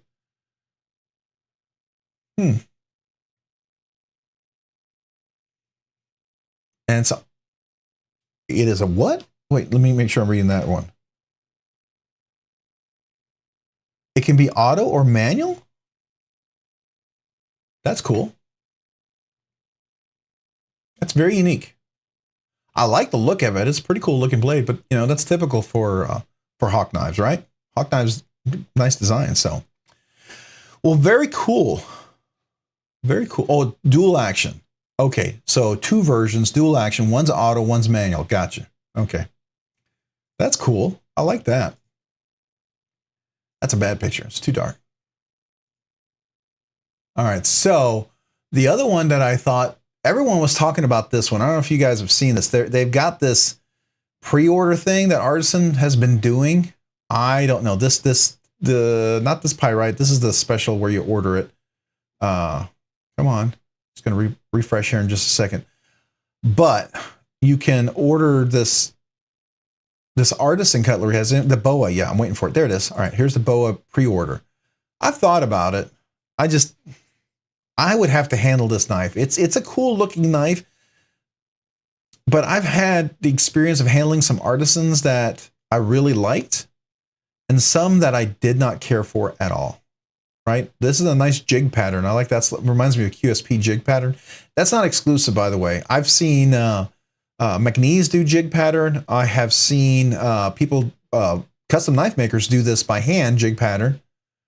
It's cool though. I do like jig. My only thing about the jig pattern, it looks really edgy along the edge. I want to know that it's softened. To me, you can have a beautiful knife and you can ruin it with a really harsh edges. That can really just ruin a knife, in my opinion. It's got to have ergonomics, good action, and fidgety goodness. That's what I call it. In my reviews, I talk about the fidget factor and then the fidgety goodness. And that's important to me. You guys may not care about that at all. You may think it's ridiculous, but to me, that's important when I look at a knives. And I don't know if you guys can relate to that. And if that just seems hilarious or humorous, but that's part of my rating is how fidgety good, what's the fidget factor in a knife? And then how good does it execute on that fidget factor? And I don't know anything about this knife. I haven't handled this. I would love for them to send one of these around to one of our pass arounds for us to get a better hands-on, and we could spread the word, and and others could talk about what their experiences are. Sometimes that's risky because if it's not good, that can hurt yourselves, and if it's really good, yeah, it can be great. I think it's cool though. It looks cool. I think it will be cool. And if I get one, I would do the carbon fiber. This one right here. That's the one that really appeals to me the most. This blacked out carbon fiber, you can hardly see it. It just keeps going out of. Now this is, it's cool. And it would be one that I might consider when they had that first price.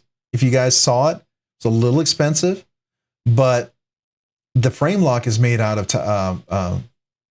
Damascus too. And Damascus is not the best titanium sort of steel. Like Mokutai, you guys, we talked about this last week. It's a real soft steel, right? So and that kind of puts it out of the range. But I thought that was interesting. I don't know. I just wanted to ask you guys if anybody ordered it, what your thoughts are on it.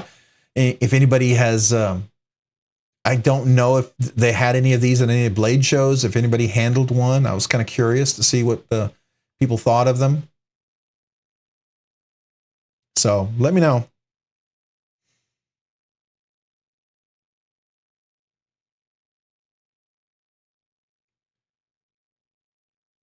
It isn't soft as Mokutai. Yeah, I figured it wasn't, but I've heard it's not as resistant as straight up titanium, right? It's still not going to be as strong as titanium. So I would imagine that if you're hard using the knife, you probably wouldn't want it. But if you're going to just everyday EDC stuff, it'd be fine.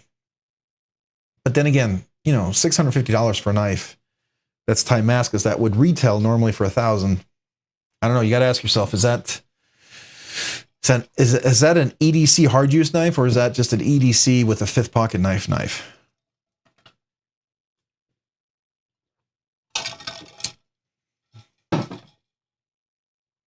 Hey, NFK20, appreciate you being here. Welcome to the live stream. We've had people come in and out. Some people had to leave a little early. They were hitting the hay, and some people were watching a football game, so they came in, said hello, and left for the game. And I understand. I totally get it. It's a Monday. Mondays can be tough because it's the first day of the work week. You got a lot of things to do, and it's Monday Night Football, so I get all of that. I totally understand. I've missed a lot of the Metal Complex giveaways that I'd love to be a part of because Friday nights is high school football, so that's more important. I got one in band and one in football, so But NFK20, you are here, and I appreciate you being here. So thank you. Yeah, we were just talking. We were talking about the boa from Artisan Cutlery. Nuga Knives was talking about the shortcut from G&G Hawk Knives. That was really cool. Javon, hey, welcome. Appreciate you being here. How are you doing this evening? We've had people pop in and out. It's one of those evenings, Javon. I don't know if you ever have them where Monday Night Football kind of takes precedence. I'm sure, even though I know your live stream starts a little bit later, if you got overtime on a Monday Night Football, I wonder if that ever impacts maybe some of your live streams. Because, you know, we had a few people that left for the Bills game. Then you have people putting kids to bed, and I get that. That's tough. But I appreciate you guys being here. So thank you so much for joining. We were just talking about various knives and stuff. We were talking, Danny had let me borrow this one right here, Serge Panchenko. This is the, make sure I get this right, the Trisect. This is a crazy, crazy, gigantic knife. Danny said, this is a knife that I would love, but I would never probably buy. And he's absolutely right. It's not in my wheelhouse to own, but I love it. It's crazy good. It's ridiculous, but it's not a knife that would be normally something I would carry, but it's really crazy good. So we were talking about that, you know. Yeah, I know. Sometimes it's easier to keep up with a small crew, especially like when I had the big 2K giveaway, and I'm inching closer to that big 3K giveaway. By the way, I already have a couple of really good knives for the 3K giveaway. So when we get there, man, it's going to be a good one. I'm super excited about it. There was a couple of knives I was going to sell, and I decided I'm keeping them for the big 3K giveaway. So I just think they would be really awesome. So, but I can't even believe I'm even thinking about that, because we're passing the 2.5, you know, so that's just crazy. But that being said, smaller groups is easier to interact. I can follow the conversations. I don't feel like I'm missing stuff. Ginger Fisher 75. Javon is a talk smack about your clones with Sarif. Who has clones?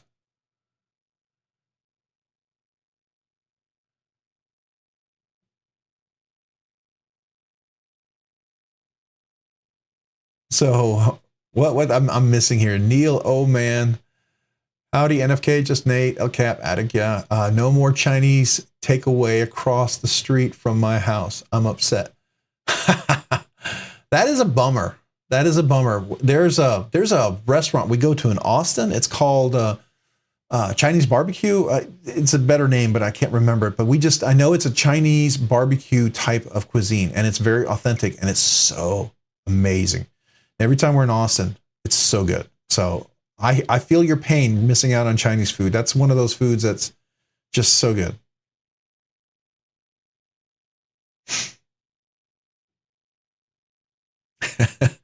Ginger, Ginger Fisher, I'm thinking you're trying to start a little heated this discussion here, right? So who has the clones? Is that what we're talking about? Somebody has clones.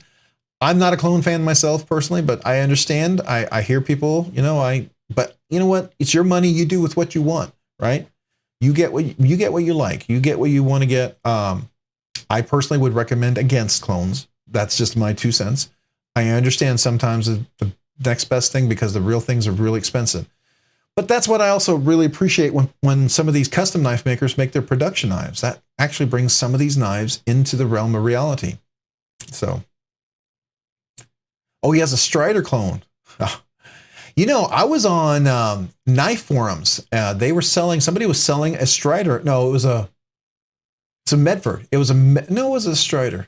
But somebody was selling it, and you could tell they just joined. They didn't have any reviews, and they were selling this, and they were trying to, and everybody immediately said, hey, that doesn't look like a real Strider. And they were like pointing out the marking on the knife, the look of a knife, the pivot, all these things. And they were like just immediately. And that everybody just said, that's not a real, and the guy was asking for like almost the full price of the original Strider.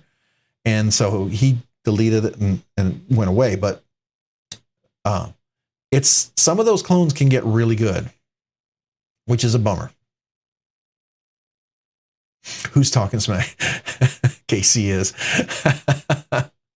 Knives fast. Oh man, you guys are funny. I like that. Yeah, I hear you. Not everyone can afford a Strider. I get that. I don't know.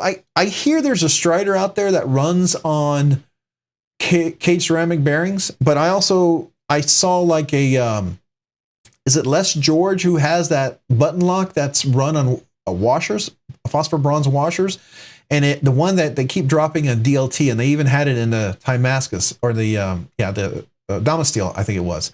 They were dropping that, and the action is ridiculous. It's buttery smooth. It's like my Benchmade or anything that I have that's on phosphor bronze like that, or in my Spydercos. So every Strider I've ever handled has always been like a Chris Reeve type of knife. It's very glassy. They call it glassy, buttery smooth. There's just no action. It's like, it's a manual thumb roll, right? So it's one of those that you open like that, and then you literally have to close like that. That's not my cup of tea. I actually got my Umnums on up to the point where I could flick it really well, and I could drop shut it, and it didn't have any blade rock. So I believe it's possible.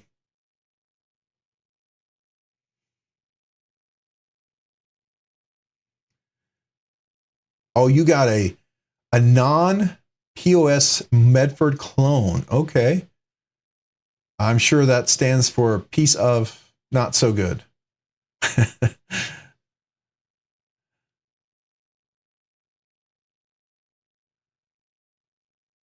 Oh, you're too poor to try the crazy expensive knives. I hear you.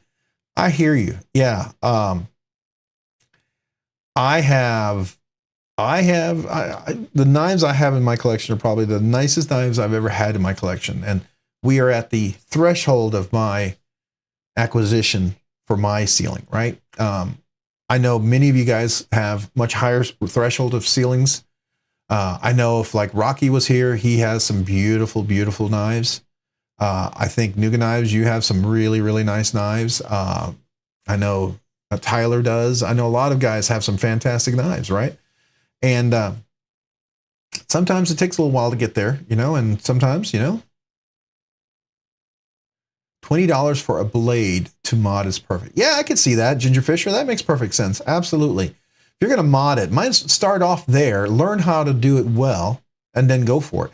It's just like when I first started to work on the cutaway on a liner lock. I started to do that on, matter of fact, I did it on this, my Lander. I started to do it on the, I did it first on the G10 one, and then I did it on this fat carbon one, and that made it just really, really sweet and very nice. And then I finally tried it on my standard, right? I then did it on the standard here. I did this cutaway right here because it didn't have this original cutaway at first, which I wish it did, and so I did that so that when I dropped the knife, it wouldn't guillotine my finger. And then these went on sale, and the roundedness, they did a little bit there. And so those are some of the mods that I've tried, right? And I'm experimenting. I'm willing to try them on things that are less expensive, because I got this on sale. This was like almost 40, 50% off. They have, I don't know if they're still on sale. It's a really, really great deal if you're willing to mod this, because once you mod this knife becomes excellent. It's one of those knives that it just, if they had done a little bit more, I think that knife would be a knockout. And I think if they make that change, I think they would really enjoy it. So.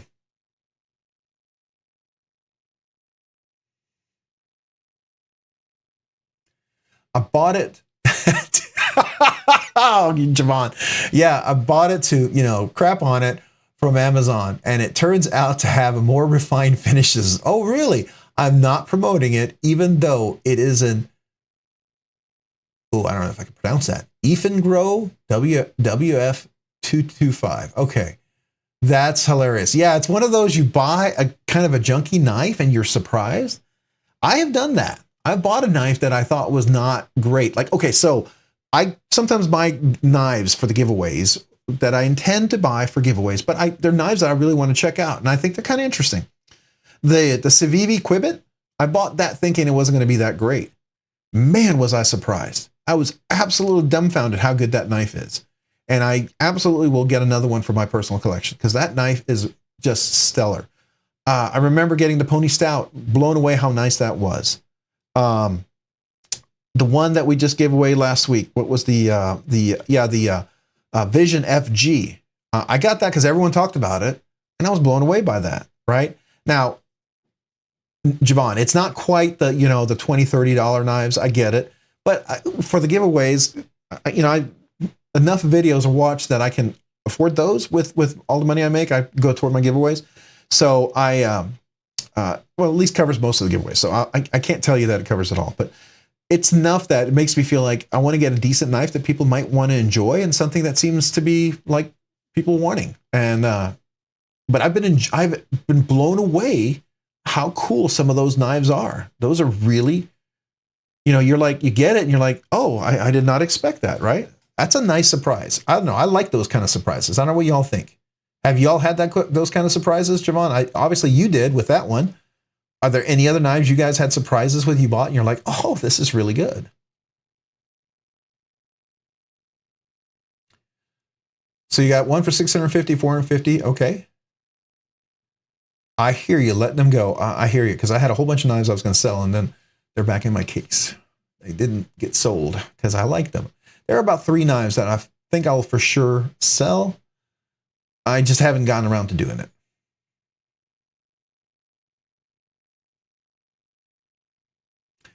Let's see here. Got a Cold Steel Frenzy, an S35VN for 106. It's crazy long.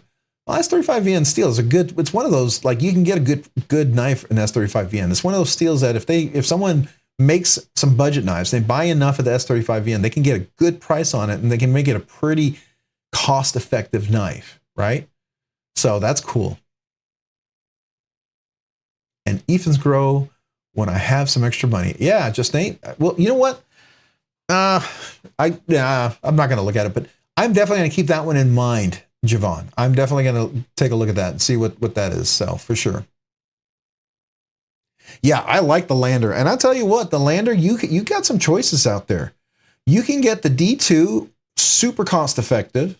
Matter of fact, you can get that on, just if you didn't know, you can go to White Mountain Knives, use my RNK10. RNK10, you get 10% off. You can get a Lander there, 10% off at $59. That's like almost $6 off. So it makes it a $53 knife, just a little bit over 53. I think they're still 59 last I checked.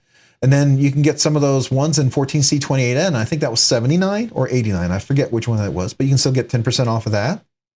And then you can get the Smoky Knife Mountain Works, which I got was the S35VN one. That one was originally $179. I got it on sale for the price that it is now.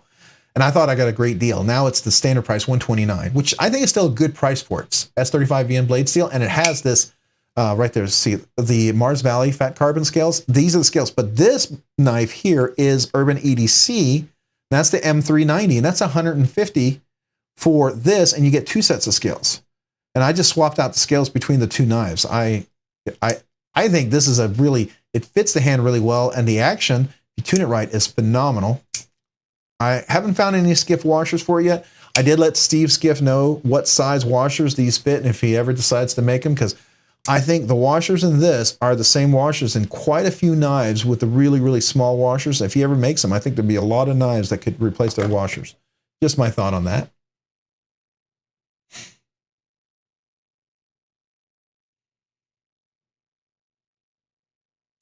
Budget knives are great. The one thing I really enjoy about budget knives is they're knives I don't have to worry about.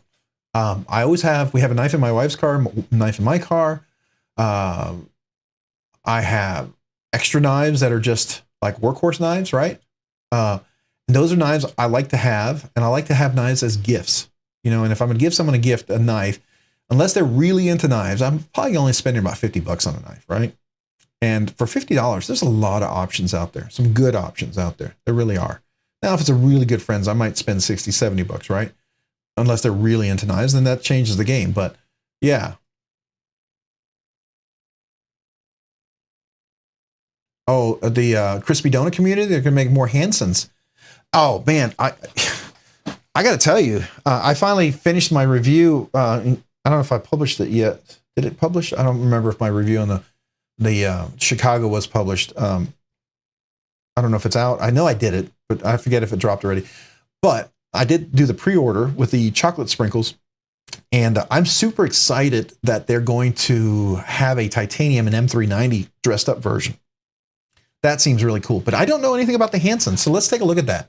Let's go to Crispy Donut Community, because that was one of those knives that was part of our pass around group. And when I got it, I was so blown away how nice it was.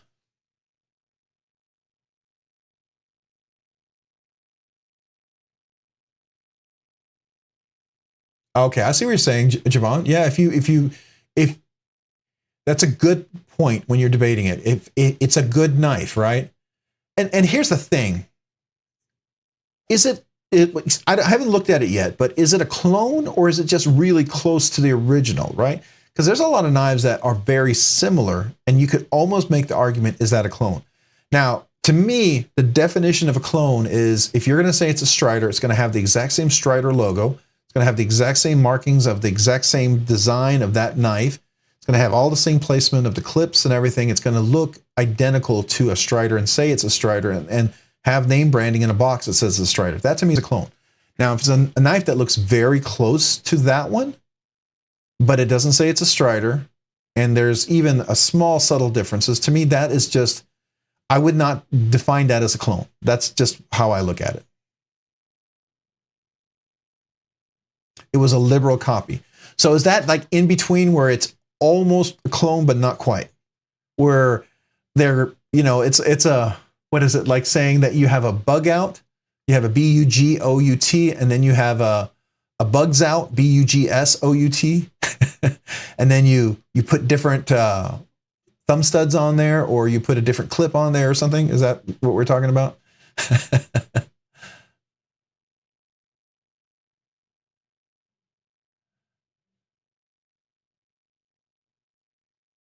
Yeah. So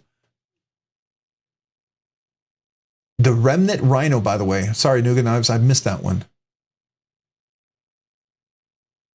The Remnant Rhino, okay. Well, I'll have to take a look at that.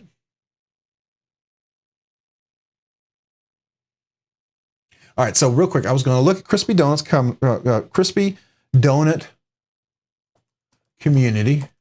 Let's look at that real quick. And you were looking at which is the one you wanted to see if they had any more of the Hansens. No, I'm already part of this. Thank you.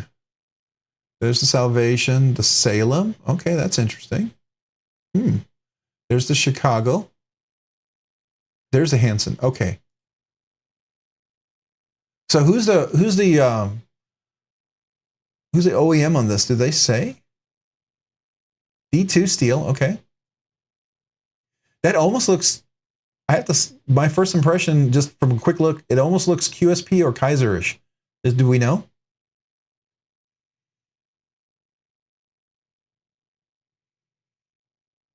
Does it say on here?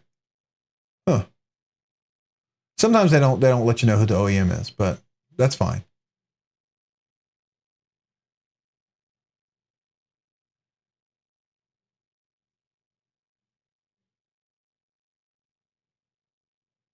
So Mukuso, I don't know if I'm saying correctly. Mukuso, welcome. Appreciate being here. I don't think I said hello to you yet, but welcome. I get you. When I saw the Crispy Donut Community ones, I got a Chicago as a pass around for part of the Knife Channel, right? There's a one pass around I'm part of, and I got a chance to try out the Chicago. I thought it was unique enough, and the colors, I thought maybe my wife would like it or something. And then I handled it, and I was completely blown away with how good it was. It was one of those where the ergonomics, it's way better than I think it looks. Okay. And I think the sprinkles on the donut of the handle here, it almost distracts it. But then they also decided they're going to do some with the black sprinkles. So it's going to be like this, but it's going to have black little edges inside. So I think that's going to look really cool. But it's one of those that I really was surprised. So I'll let you know, that was my experience.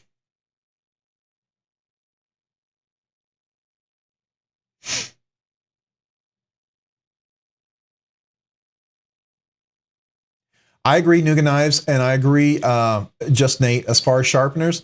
So I had the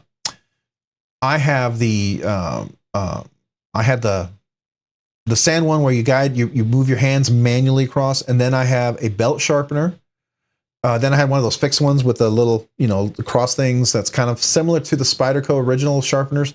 But then I got the Work Sharp field, kind of sharpener. But then I have the Work Sharp belt sharpener. Then I got the Ken Onion attachment to that, which is really cool. But belt sharpening is, it's great for quick profiling and large edges and stuff like that. And then I got the KME assisted sharpener. That is, to me, a great value. I think the new Work Sharp assisted sharpener, that's very similar. I think that's a great deal too. I think that one and the KME are two really great sharpeners, and they're both made in the USA. So I'm really, I think those are two good options if you haven't done them yet. I think worth checking out.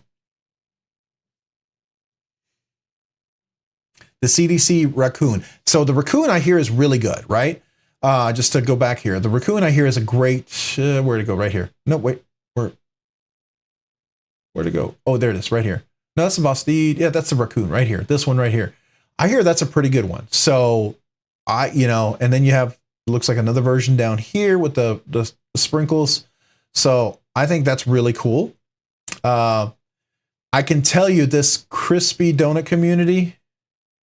Yeah, okay. There was two that were still out there from our last stream, but coming in October 2023, I can tell you that they have one with black sprinkles. I'm really looking forward to that. But I think this is my thought. I got this one.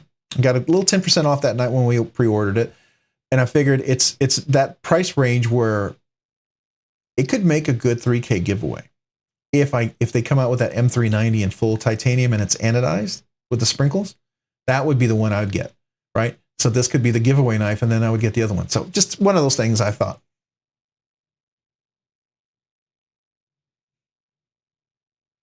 Okay, so the sea snake is so light, it's crazy and sharp as heck. Okay, so where's the snake? Is that one of these here, the sea snake? Or is that a different knife? Is that one of these that they're selling? Are we still talking about crispy donut community, or are we talking about something else? Try to keep up. Yeah, so Nougat knives, the KME, I totally agree with Nougat knives. KME is a great one. Yep, totally agree with that. I think the Work Sharp one, the new one, not just the elite one, there's a really fancy one. We can look at that in just a second, and that would be a good thing to go look at. So we can talk about those sharpeners in just a second.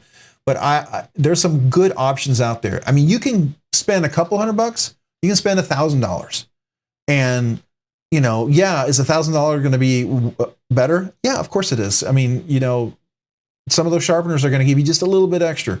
But the question is, is it? Are you getting to the point of diminishing returns? If that means that, are you getting enough of what you're putting in? Sometimes you're not, right? You have to ask that yourself. The Artisan Sea Snake. Okay. Oh, that sounds familiar. Yeah, we'll have to take a look at that.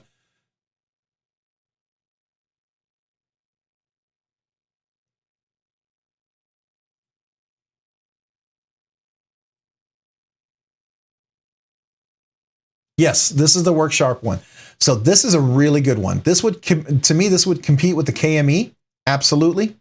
100%. A really good sharpener. What the benefit you get with this one, you actually get this little edge sensor thing here. This is a digital edge. It measures the edge that you're sharpening to. I don't know what you call it. I'm sure I do, but I can't remember right now. But it has a lot of features in here. Matter of fact, as soon as they came out with this, I think Neves Knives or somebody who already make an attachment that can stabilize the blade even better, because the old Work Sharp one, they have two different work ones. Let's see if we can find it. Work Sharp accessories, powered manual. Let's do that. Okay, so this is the old one right here, right? And it wasn't always as stable in that part, and so they had this attachment that they were selling that helped it out. It's a pretty good sharpener. So if you're on a budget and you want a good sharpener, $70, you can get it cheaper elsewhere for like around 50. But this is a great sharpener to start off with if you're on a budget and you don't have the money. Absolutely, I think this is a good first one. But if you have the money, this is phenomenal. Absolutely phenomenal. Okay. This is the elite version of this. It has some extra stones and things with it. It's still this version. It's still pretty good, but you are at half the price here. This is definitely a huge step up. So I think this would be definitely worthwhile. Yeah, you can get the high grit stones, and I'll show you in a second. I actually have the 5 nanometer and the 3 nanometer glass stones that you can use. You can get that ridiculous high polish. Now, sometimes there's some steels that a high polish is, it looks nice, but it doesn't give you a great edge. There's some steels that you lose the teeth of the sliciness, and some steels, but not a whole lot, but just something to think about. All right, so let me go to the other one. The KME that we're talking about, it's worth comparing.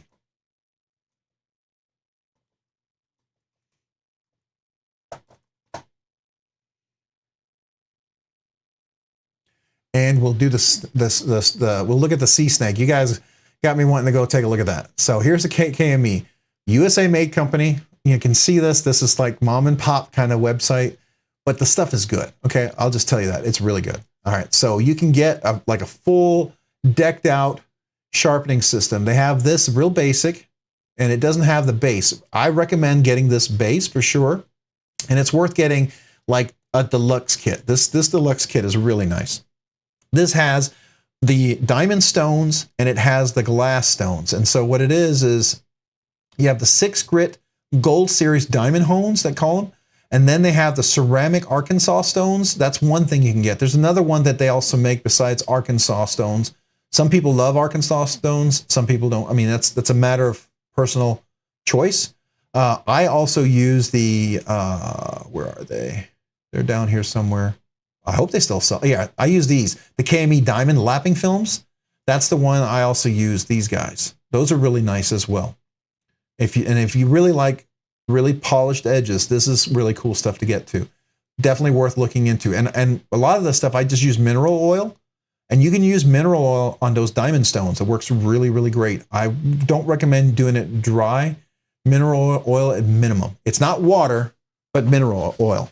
So that's what I do. So 600 grit is perfect and toothy. Absolutely agree. So really strong work knives, I usually stop at 600 grit. But EDC knives that I use for, just everyday stuff, I will go to probably 1,000. I will do the stone. I will go up to, where are we? Diamond. So this is the X course. You start off at like, I think it's 140, 160, and then they have the 300, the 600. And then there is is it 1,000 or 1,200? Where is it? I think this is it. Yeah, the 1,500 grit. So they have a 1,500 grit. That's a good stone. And usually you can get a pack of 4. It's a little cheaper to get them together. I have a backup set that I do.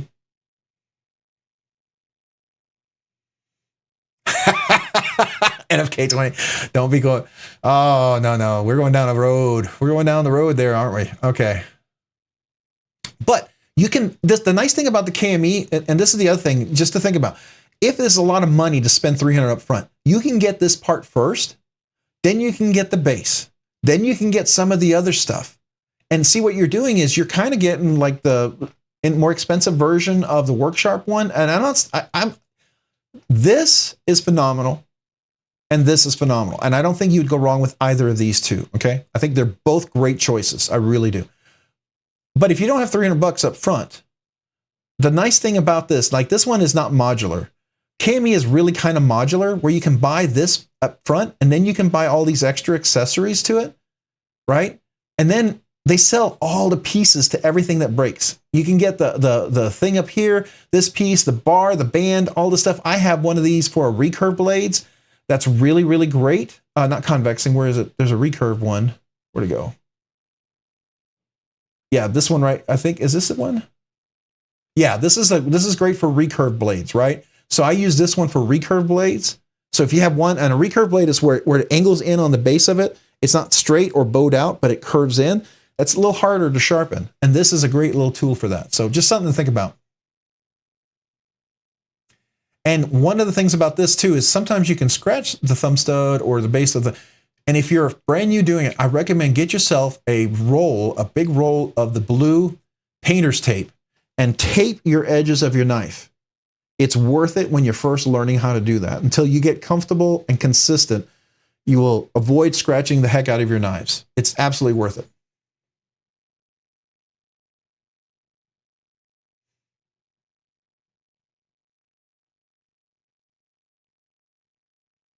Yeah, so when I first started to sharpen my knives, and what he's talking about here, real quick, tell you. Let's get one here with a thumb stud. So when I first started sharpening my knives, the thumb stud right here, what it is, those blade things, they hold onto the blade like this, and so then the guide things goes down like this. And sometimes if you get it just right, see here, get it just right here like this, it'll go and not get close to the thumb stud. But if you go up a little too high, you can start scraping. Oh, you can't see it. Start scraping. Get the right angle. The wrong way. Start scraping the thumb stud, and then you can also scrape the scales, right? So there's all sorts of stuff that you can do.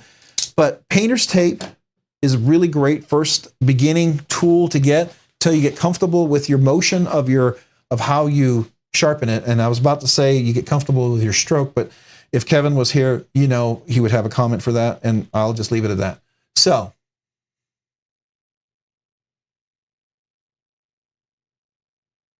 yeah, and I learned that on my really nice Benchmade when I first got into knives, and I bought my first Benchmades. I had a really nice Benchmade that I paid $250 for. I never thought I'd spend that much on it, and I scratched the snot out of the thumb studs and the scale, and it just made me so mad. So I hear you. Yeah, definitely understand that one. Different strokes for different folks. Zip tie the sharpening choil. That's a good idea. That's another one. A zip tie would work really, really well. Yes. And it depends on where you also place the clamp, the part here. This, let's get to it.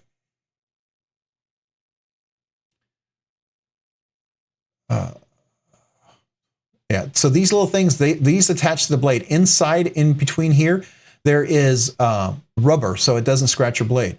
But you can get it to where you got the right angle. You're not going to hit the scale, and you're not going to hit your thumb studs.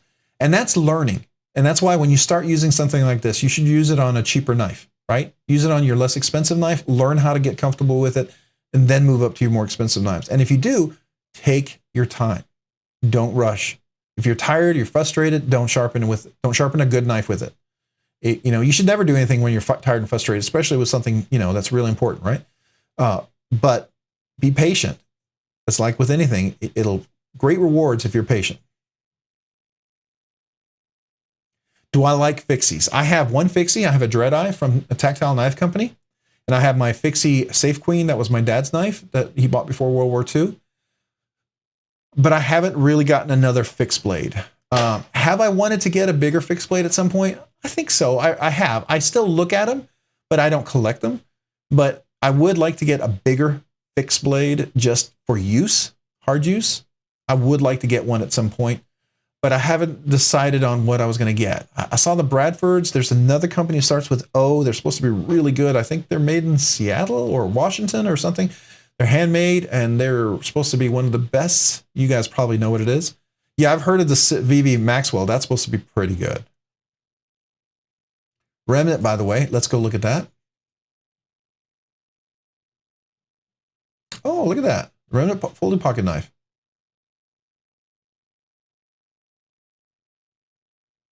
So who makes the Remnant? Is that Remnant?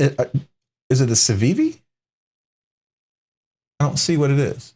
Is Remnant the company? I'm not familiar with Remnant. I haven't heard of them. You can't rush art. You're right. And one thing that I've always learned, like when I'm a range safety officer, and when I teach people how to practice tactical skills for self-defense, what we always go through is do everything slow and consistently and repeat it slow and consistently.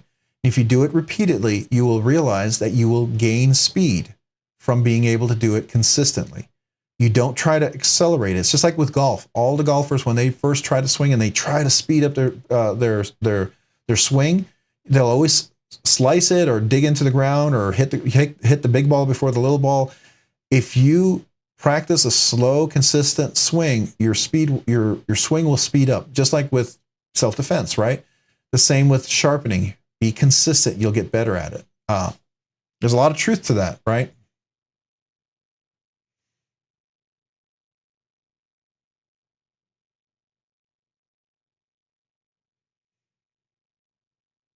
They're sold on Amazon exclusively. I haven't heard of Remnant. I'll have to see if find out a little bit more about them. They have a Civivi Sencut kind of look, don't they? I mean, I don't know. It'd be kind of interesting if they're like a Kaiser super budget brand or something. I don't know. T-Kel knives, that's another one. Okay, and they're in Georgia. Is that Georgia overseas or Georgia, USA? Because I've seen a few knives when they start making them in like places like Georgia overseas, that it may be a good price, but usually the quality is pretty good. Georgia, USA. Okay. Are they made in the USA? So they got to be a little more expensive. So it's called T-Kel knives. I feel like I'm jumping around here. I'm not answering everybody's question or finishing up, but that's all right. You know, Javon, you know how it is. You can have a lot of conversations going, trying to keep up with all of them at the same time. It is sometimes fun and challenging, but it's all right. Here we are. T-Kel knives, okay. Built for life, ready for combat. Navigate, okay, so they're growing. That's cool. Oh, these are fixed blades. Oh, these look like they're hot, like really good fixed blades, huh? That's cool. That's why I haven't heard of them, because it's a fixed blade company, and I bet the people who are into fixed blades, you guys are very familiar with them. I suspect that's going to be true.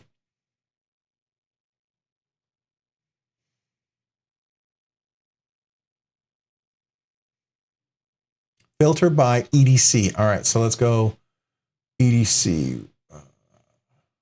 Is there a filter up here somewhere?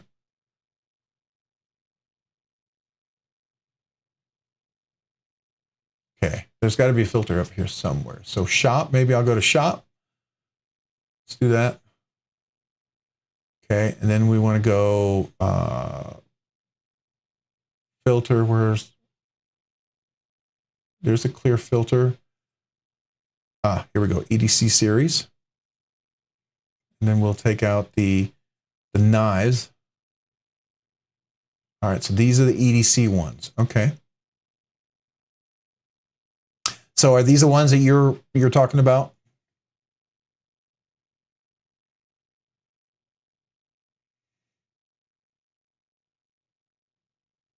They're micro milled CNC like. Okay.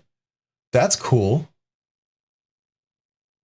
So how is this handled though? Because it's very jagged. Is it comfortable? Because I don't need, you know, I'm sometimes I know working and supporting U.S. defense and understanding tactical advantages in certain things. Some things are meant to be because the type of situation that you're in, you need better grip, because there could be certain viscosities that could cause things to slip.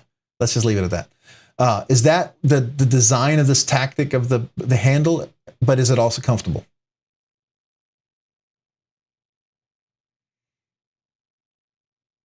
I'm trying to say a lot without saying anything. You know what I mean? Because we're on YouTube and we don't get ourselves in trouble by getting into details.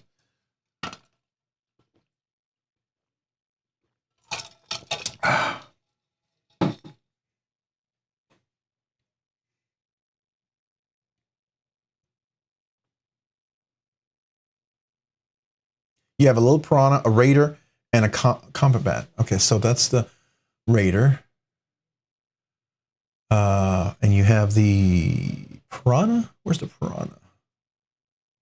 I don't see a piranha here. And then you have a combatant. I bet that's going to be not on the EDC. Would I have to include all the knives maybe if I go up here? Should I include like knives? Would that help, or is that too much? Let me see. So we're looking for the piranha. There's the piranha. That looks like a big boy. How big is this guy? Where's the specs? Let's look at the specs. Come on, you gotta be some good specs in here. All right, so, oh, 2.5 inch blade length. That's pretty small. That's not big. That's like that's a real convenient EDC. Does it have a Kydex holster or you know, something with a tech lock or anything? So you can put it on your duty belt or something? That's really cool. That's a good EDC size. I like that. And it looks like it's got a really nice finger choil right there for real good presentation, so you have a good grip. That's nice. I like that. And then the other one you were talking about was the Raider. Raider's this one right here. Okay. That looks pretty small too. So let's see what's the measurements on that one. That one is, okay, the blade's a little bit bigger. Overall 7.25. Okay, so that's, now we're getting into like close to a full size knife. Still under 8 inches, right? So it's not, you know, like full bushwhacking knife. We're talking like 9 to 12 inches, right? You know, a lot of people talk about those really large outdoor, you can chop a log if you need to kind of knives. But this is definitely a little bit bigger. It still looks pretty compact, and it looks like you can carry it really nicely.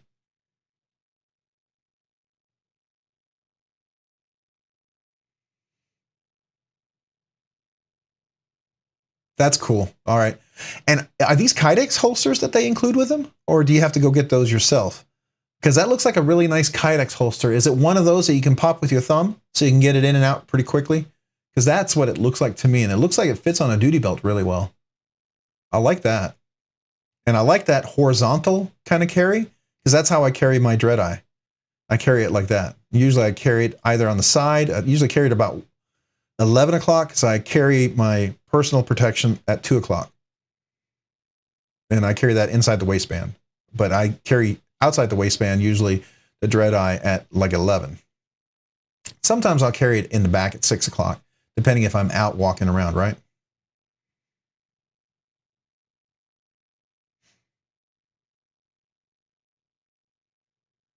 Oh, Susan, so she does the updates on the website. Okay, that's cool.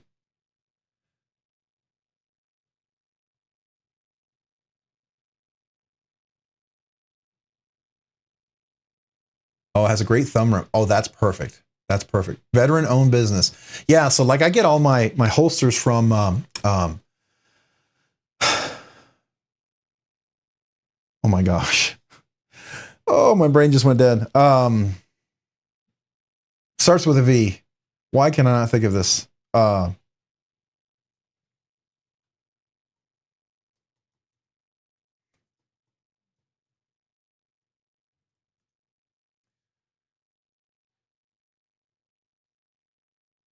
Vetter Holsters, yeah, Vetter Holsters. I get, and that's a veteran-owned company out of Florida. So that's a really good company. I like veteran-owned companies a lot. So I like to support that big time. Matter of fact, my company, we have like, I think 70 to 80% of our employees are veterans.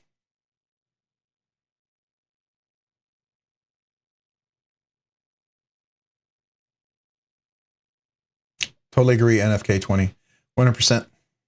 I have a lot of family that are in the Marines, Navy, got a few Army, and got a couple of Air Force.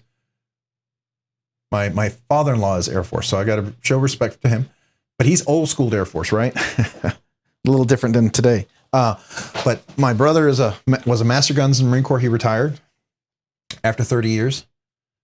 And then I have a lot of nephews and nieces in the Marines and in the Navy that have since left.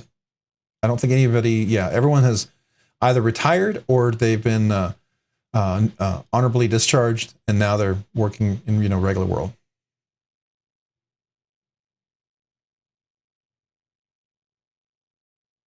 Yeah, I think he was talking about that. The TKL, the one you were talking, I think Byron Kennedy, welcome. By the way, I don't think I said hello to you, so but welcome. I think the one he was talking about earlier was I think it was the Raider. Is that right, Javon? You were talking about the Raider, the little fixie, I think Byron was talking about? Because this is that little itty bitty one.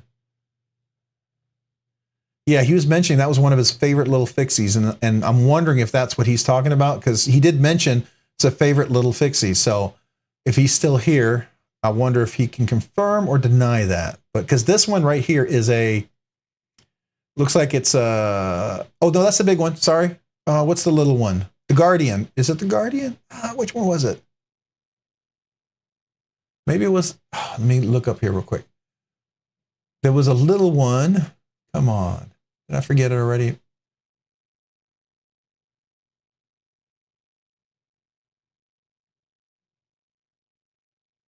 Trying to remember.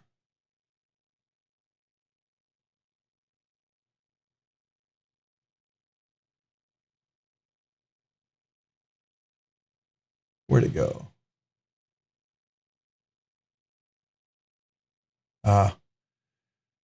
Problem having to go all the way back trying to find it. He mentioned 3 knives.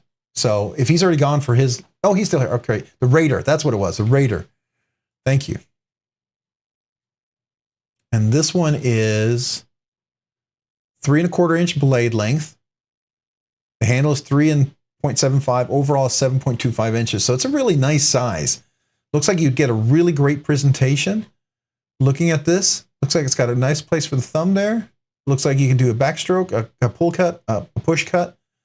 And looking at that blade, looks like you could do a tactical close quarters combat kind of hold on that pretty well. You know, where the blade is facing towards you. And if you're in a close proximity sort of situation that you could pull to defend yourself, you know what I'm talking about? We won't go into details because we don't want this to be demonetized or get any strikes. But you know what I'm talking about. No problem. We'll definitely stop by, Javon. When we sign off here, because we will wrap up and we'll head over. I'll suggest everyone go check out your channel right after we're done. Is it Metal Mondays? I mean, not Metal Mondays. Sorry, excuse me. Is it it's your channel tonight, right? It's not the one where you're sharing everybody. Is it Javon's live stream? So we'd go to your page, and if it is, I'm going to go there and get the link for it. I just want to make sure I'm going to the right place. So let me know. Yeah, he'll hold them up. That's cool. All right, great. So those are definitely some cool ones. Absolutely. Very, very cool. Metal Mondays light on my page. All right. All right, so here we go. Metal Mondays light. Next one is September 11th, which is tonight, and it starts in, where to go? It gave me a countdown. Let me do that again.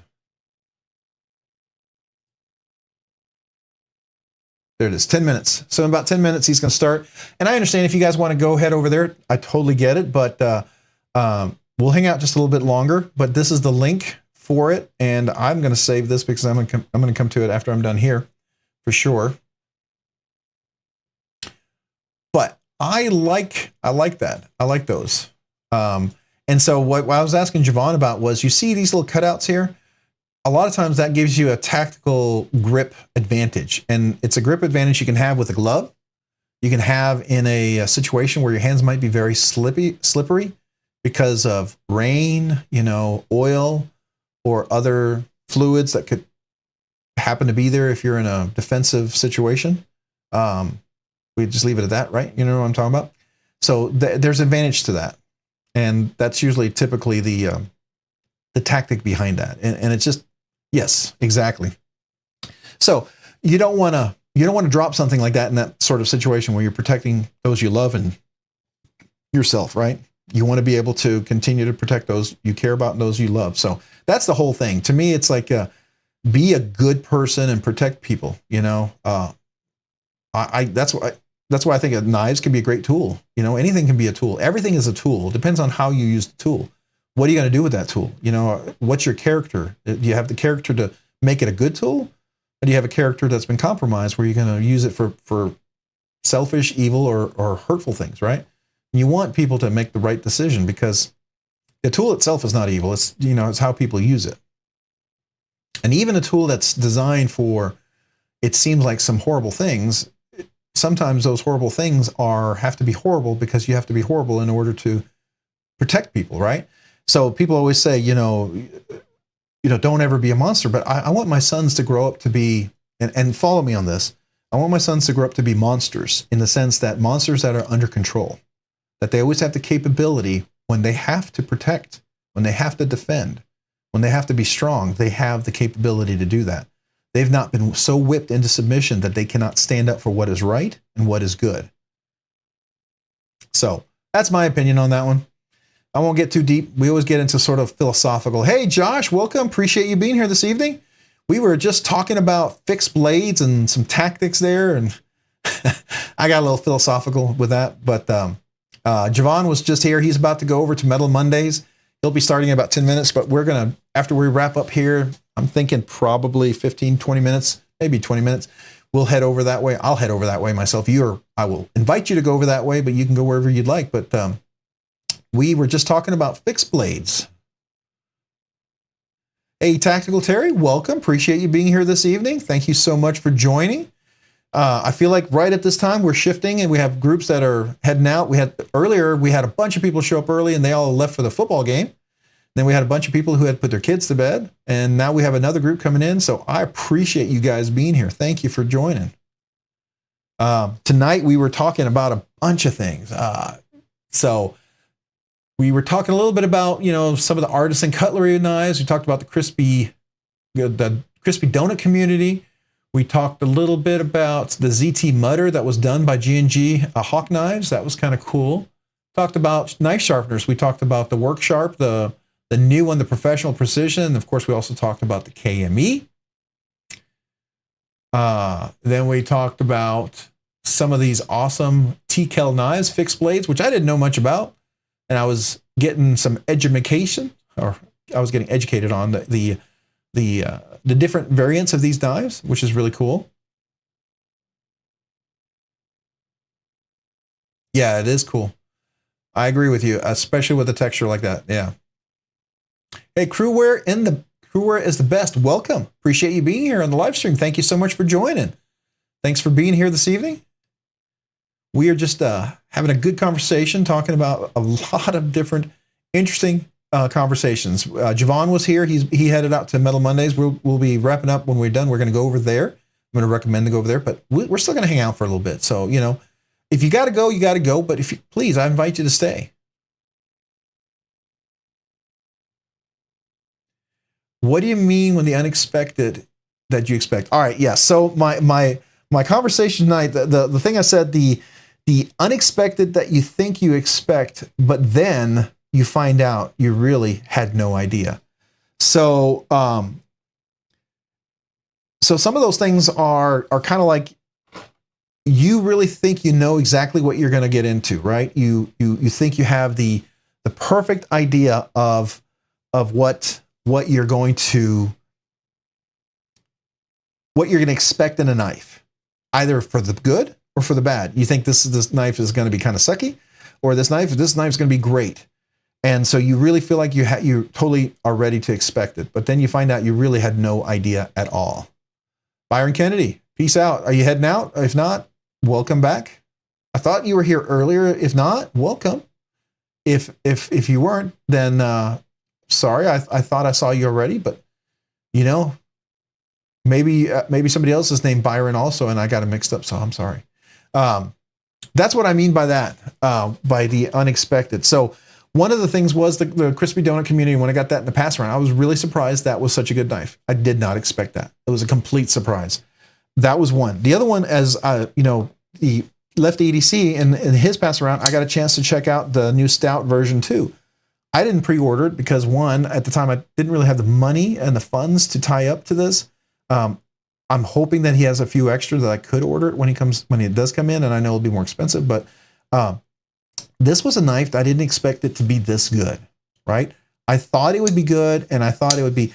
So I don't know if everybody familiar with the F5.5, from Urban EDC, and if you own it, you know how good that is. It's a thumb hole, and it's fantastic. And I'd heard so much about it, and I never bought it. Hey, Cornelius, welcome. Appreciate you being here. Hola.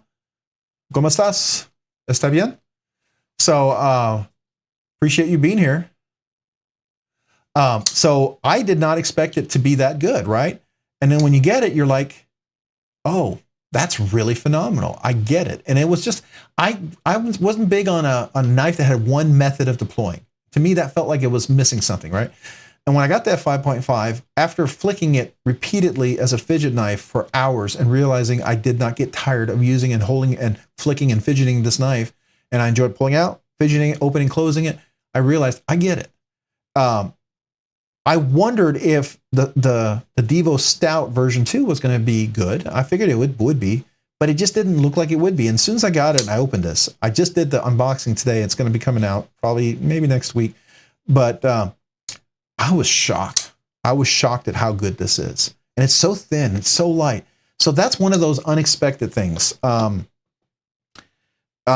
That's happened to me quite a few times. Like the Flightanium one I'd heard, with the Shark Lock, that was one of those things that really surprised me. There's a few knives that's really kind of blown me away when I see that happen. Byron, hey, I appreciate you being here. Yeah, hey, I understand if you're going to Javon, I'll be over there whenever we wrap up over here for sure. So I appreciate you being here this evening. Thanks so much. And I tell Javon we'll see him soon and we'll be over there, but appreciate you being here. So that's what I meant with that Nuga Knives. That was part of the unexpected, right? You get something, you think you know what it's going to be, and then you realize it's either really way better than you thought it was, or you just kind of missed out on understanding what it wasn't. So that was kind of one of my things. And I kind of experienced that with like also this one. I'd seen people get this one and I thought it was interesting.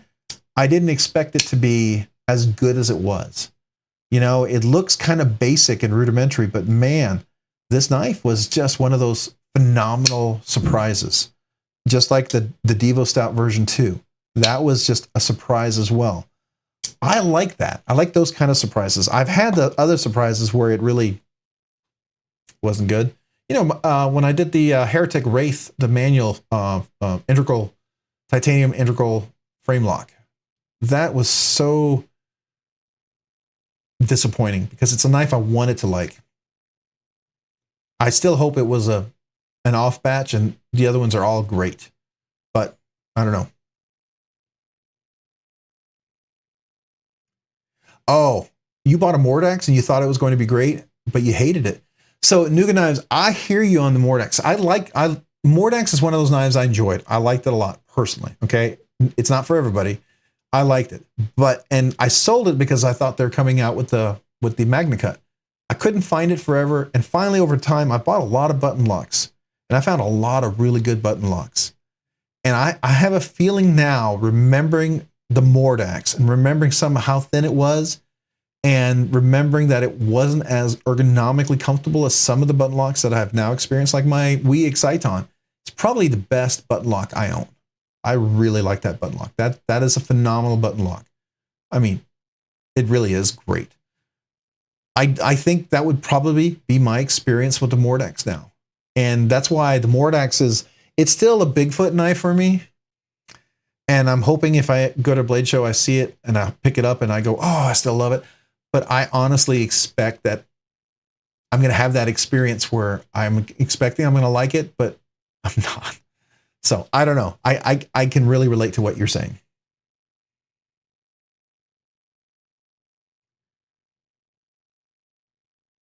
You're a sucker for the titanium, and the aluminum one just doesn't feel as good.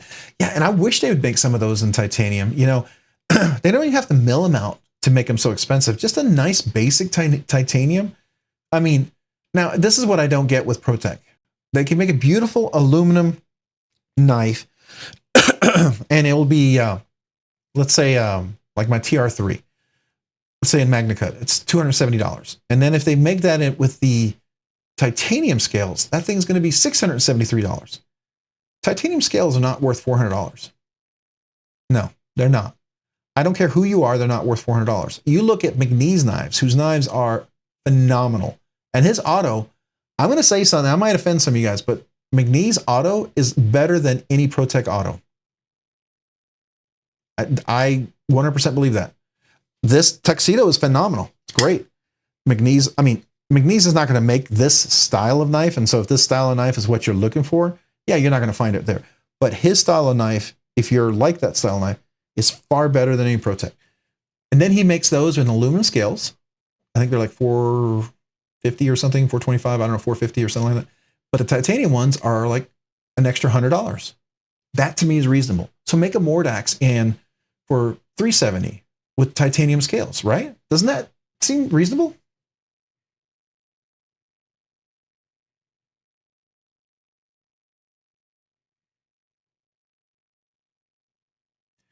Well, ProTax higher end stuff, that's a lot of hand stuff, right? The Berg Blades Barber button lock. Yeah, that's a good one. I like Berg Blades, by the way. Crewwear is the best. I have the Sweeney, and that is one of my really enjoyable knives of this year. I've really liked the Sweeney.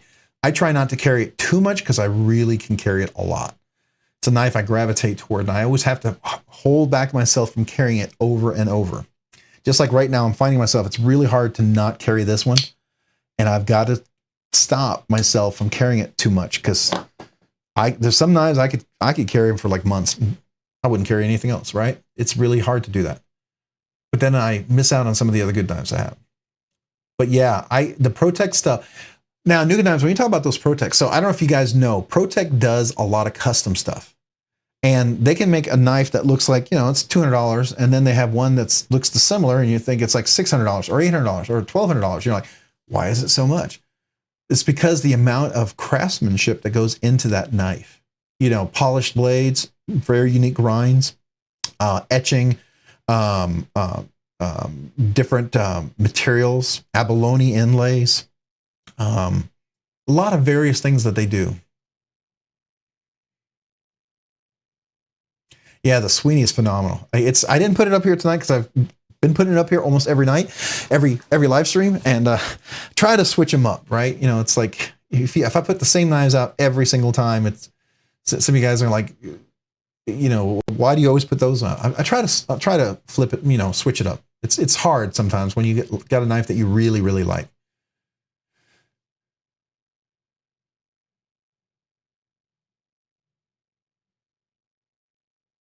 Oh, really? Okay, so you got a machine. So the carbide, so you just need a different tool, the machine, so you can handle the titanium. Yeah, because titanium is much harder to grind than aluminum for sure. Likewise, if you ever get into zirconium, you're going to need even different grinding tools, and you have to understand the wear on those bits are going to be a lot faster. So, right? I mean, everything has a different properties, right? So that's just the reality of all of that. The Berg Blades Barber. That's is that the one that looks, by the way, is that the one that looks a little bit like a cleaver? Let's look at that. Berg Blades is really cool. They just released that the Mutt, didn't they? Didn't they have the Mutt that just was, is it the Mutt, I think? Let's go to that. Available knives. Let's see here. Oh, this is the Barber. Okay, that's the one you're talking about.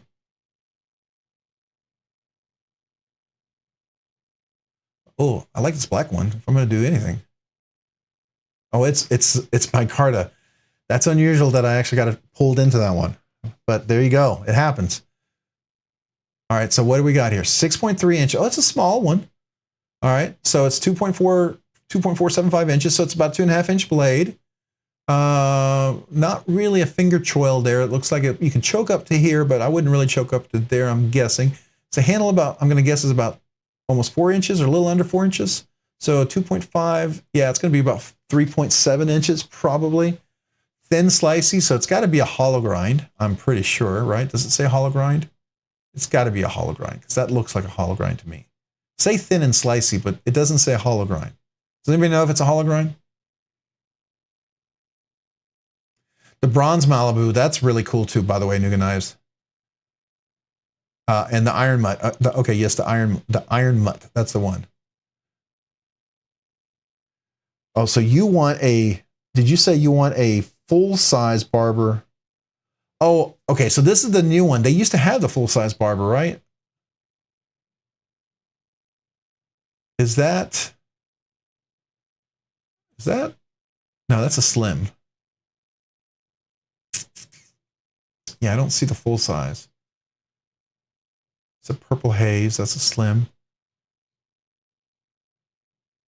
Oh, I guess they don't have any mutts. Wait, well, let's see. Latest drop. There's the Sweeney sold out. You can still get some of the other Sweeneys. That's cool. There's the iron mutt. The iron mutt looks really, really cool. My only question with the iron mutt, and I don't know if it's valid or not. Oh, they dropped the price on that one. Did you see that? $425. I mean, I look at that Dama steel. I have not seen that kind of pattern. That almost looks like that. What's the one where they had the ZDP 189 in it? I know Monterey Bay Knives uses it a lot. You know what I'm talking about? Anyways, that kind of has that really, that's a cool design. I don't know, it's a cool Dama steel. I'll just say that. It's hollow. Okay, that's cool. But I really, really like this one, I think. Is that the one? Yeah. But it's a smaller knife. That's the only thing. It is 2.75 inch, so it's a 4-inch blade, which is not terribly small. But when they say it's 4 inches, that's 4 inches from here to here. And then you take this in account, that right there removes, I'm going to guess, and I don't know, can a full finger, is this a finger choil or is it like a really big sharpening choil? Because, you know, some of these choils that they have, you can't really get a finger in. Ferrum Forge is usually really good about having a full finger for the finger choil, but sometimes there's a little too small. And I got meaty fingers, okay? I got meaty fingers. I've got little slender little fingers, and so I need a little room in that finger choil. You know what I mean? It's small. Okay, that's good to know. It's not as good as a Sweeney, but it's nice. How's the action on it? I'm curious. How's the action? By the way, Nuga Knives, the bronze one is really cool. I also would love to get that. What's the? Oh, there's another one that they had that the bronze version, one of his autos. It's the. I can't remember. Too many thoughts going through my head. I'm thinking about I've like 4 conversations going on here, 4 different things. A lot of knife stuff in my head right now. Rockeye, yes, thank you. That's weird. You read my mind. Yes, that one in the bronze, that looks crazy awesome, doesn't it? And the one that they have with that polished blade and the dual grind, with the abalone inlay on the button, dang, that is nice. That's nice. I can dig that one.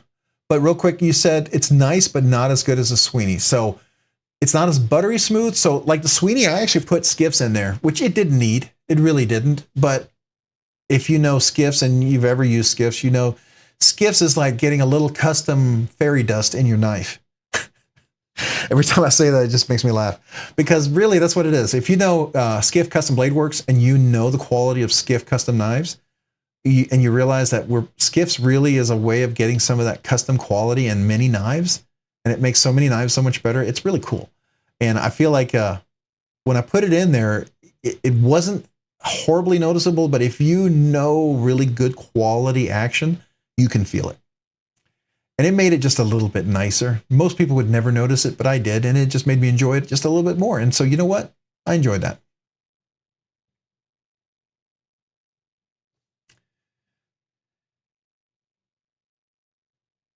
Okay. You made it, but it was really stiff breaking in. Okay. That's interesting. And it is a frame lock, right? Yeah. How is it to reverse flick left-handed?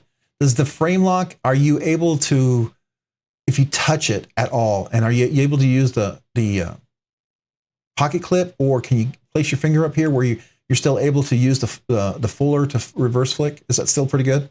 I'm just kind of curious, because that's always one of the things, because I don't want a fuller I can't use. Like the Arcform Dark Form, that's a cool looking knife. But man, that fuller on that Arcform Dark Form is the most frustrating thing in the world for me.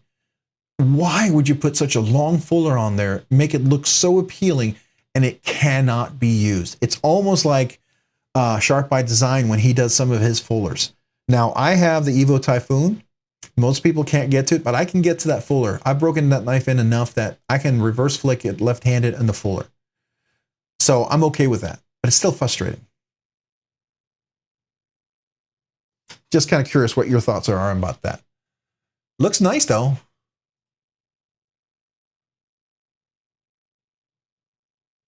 don't know if I mean, that's one of those, you know, do I want to take the chance on it? You know, it's not, the knife isn't drawing me in like the Sweeney was, right? And there is the pre-order coming up for the Voodoo Raikou coming up. And I thought there was one other knife that was supposed to be either dropping or pre-ordering.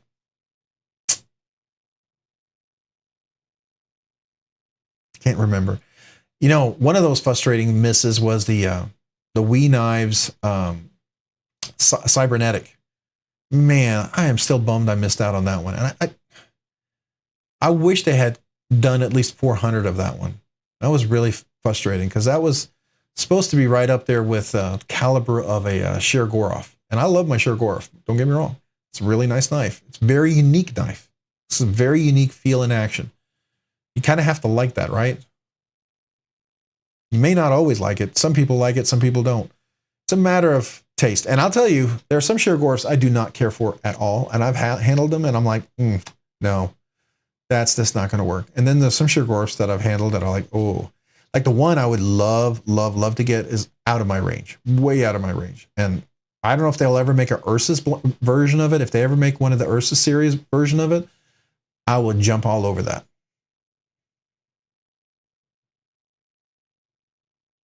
What? You don't say? What? What? Knife Center? What?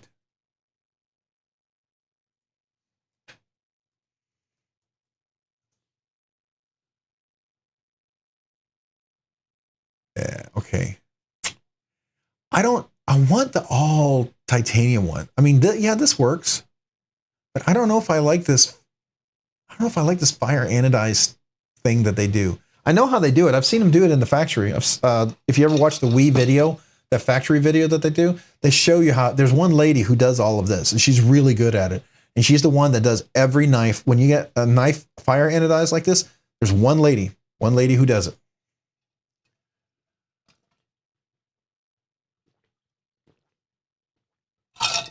Sorry, I need another drink. Been talking a lot. You're a terrible influence. But it is appealing. Don't get me wrong. The one that is not terrible, okay, so I'll tell you with WE knives, I tend to not want to get any blacked out WE knives. I have a couple and they're okay. I've been fortunate, but I've heard people who've gotten some WE knives, their heat treat tends to be not as good, right? So they rate their heat treat on the black ones from 58 to 60. Or on the non-blacked out versions, their heat treat is like 59 to 61. And I've had some that I could tell were probably 60 or 59. And they're okay. But I've had some that I know were 61. It was really good edge. And it's really good for stropping and retains the edge. I just worry on that price. You know, am I gonna get a really low 58? If I get that would just be such a disappointment. You know what I mean? That in this type of knife, that expectation, that would ruin it. So do I want to risk it? I don't know. Yeah, I know the stonewashed etch one you're talking about. So Crewware, I haven't stopped our conversation. I just jump from conversation to conversation, just so you know. I can have 4 or 5 conversations going. I know we had a conversation earlier with who was it? Byron Kennedy. He was heading over, and then NFK, we were talking.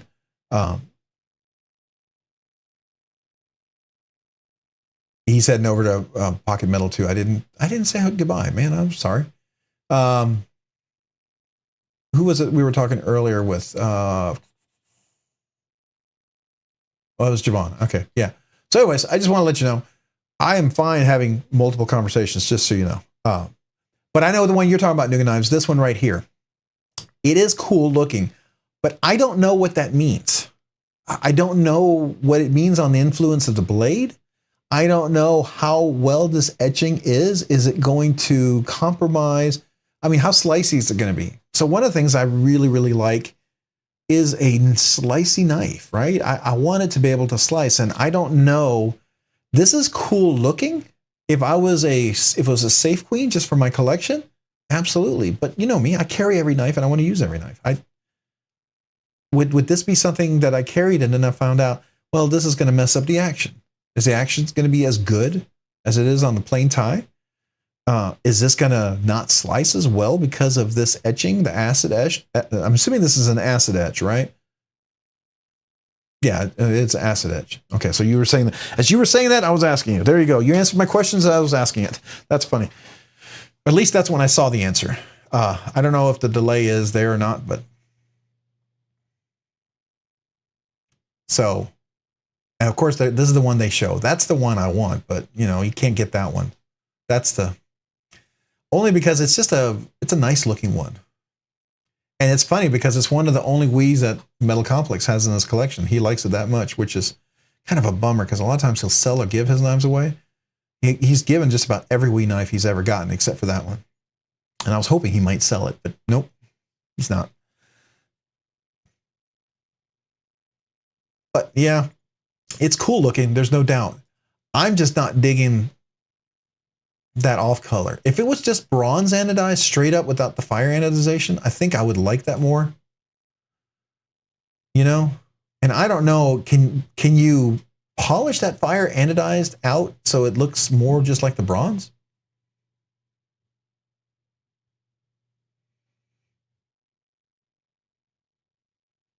Yeah, I was thinking of the secondary. Yeah, that's true. That is a good point. Absolutely. I mean, there's always this, but then you got, oh, see that Damasteel, man, that's a beautiful pattern there as well. I love to see the different patterns out there now. I really do appreciate some of the patterns. Those are nice. Certainly a beautiful pattern. All right. Well, all right, guys. I didn't ask it. What did everybody carry this week? Oh, wait, you can polish it to plain tie and ano it and bronze it. If you polish it, it will remove ano at the same time. Okay. You know, it might be worthwhile. I mean, think about it. Let me go back to it. So if you could take the handle off here, right, and take these scales off, and if you could polish this out, I mean, that might be nice. It doesn't have the same texture as a plain tie, but if you could maybe just anodize it, maybe like I don't know, bronze or purple or something like that, that would be cool. I don't know. That might be nice. Almost remind me of a Holt blade or something, right? So, oh, that's going to get me to the video. I didn't want to do the video. Yeah, look at that. Full utilization of the scale blade to handle ratios looks really solid. The clip is cool. It's got a very that clip. Did you notice the clip is very reminiscent of Shirogorov? That's a very. It's not directly. I mean, because the way they did it is they brought the curvature like this to the top, where Shirogorov usually has that at the bottom. But you can see it's like an inverse nod to Shirogorov.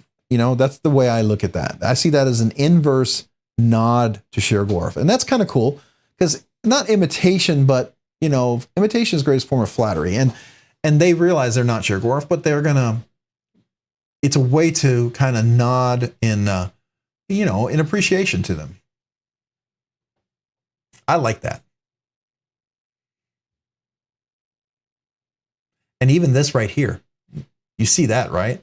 That little etching in here, that is totally a nod to Shirogorov. There's no doubt that's a nod to Shirogorov.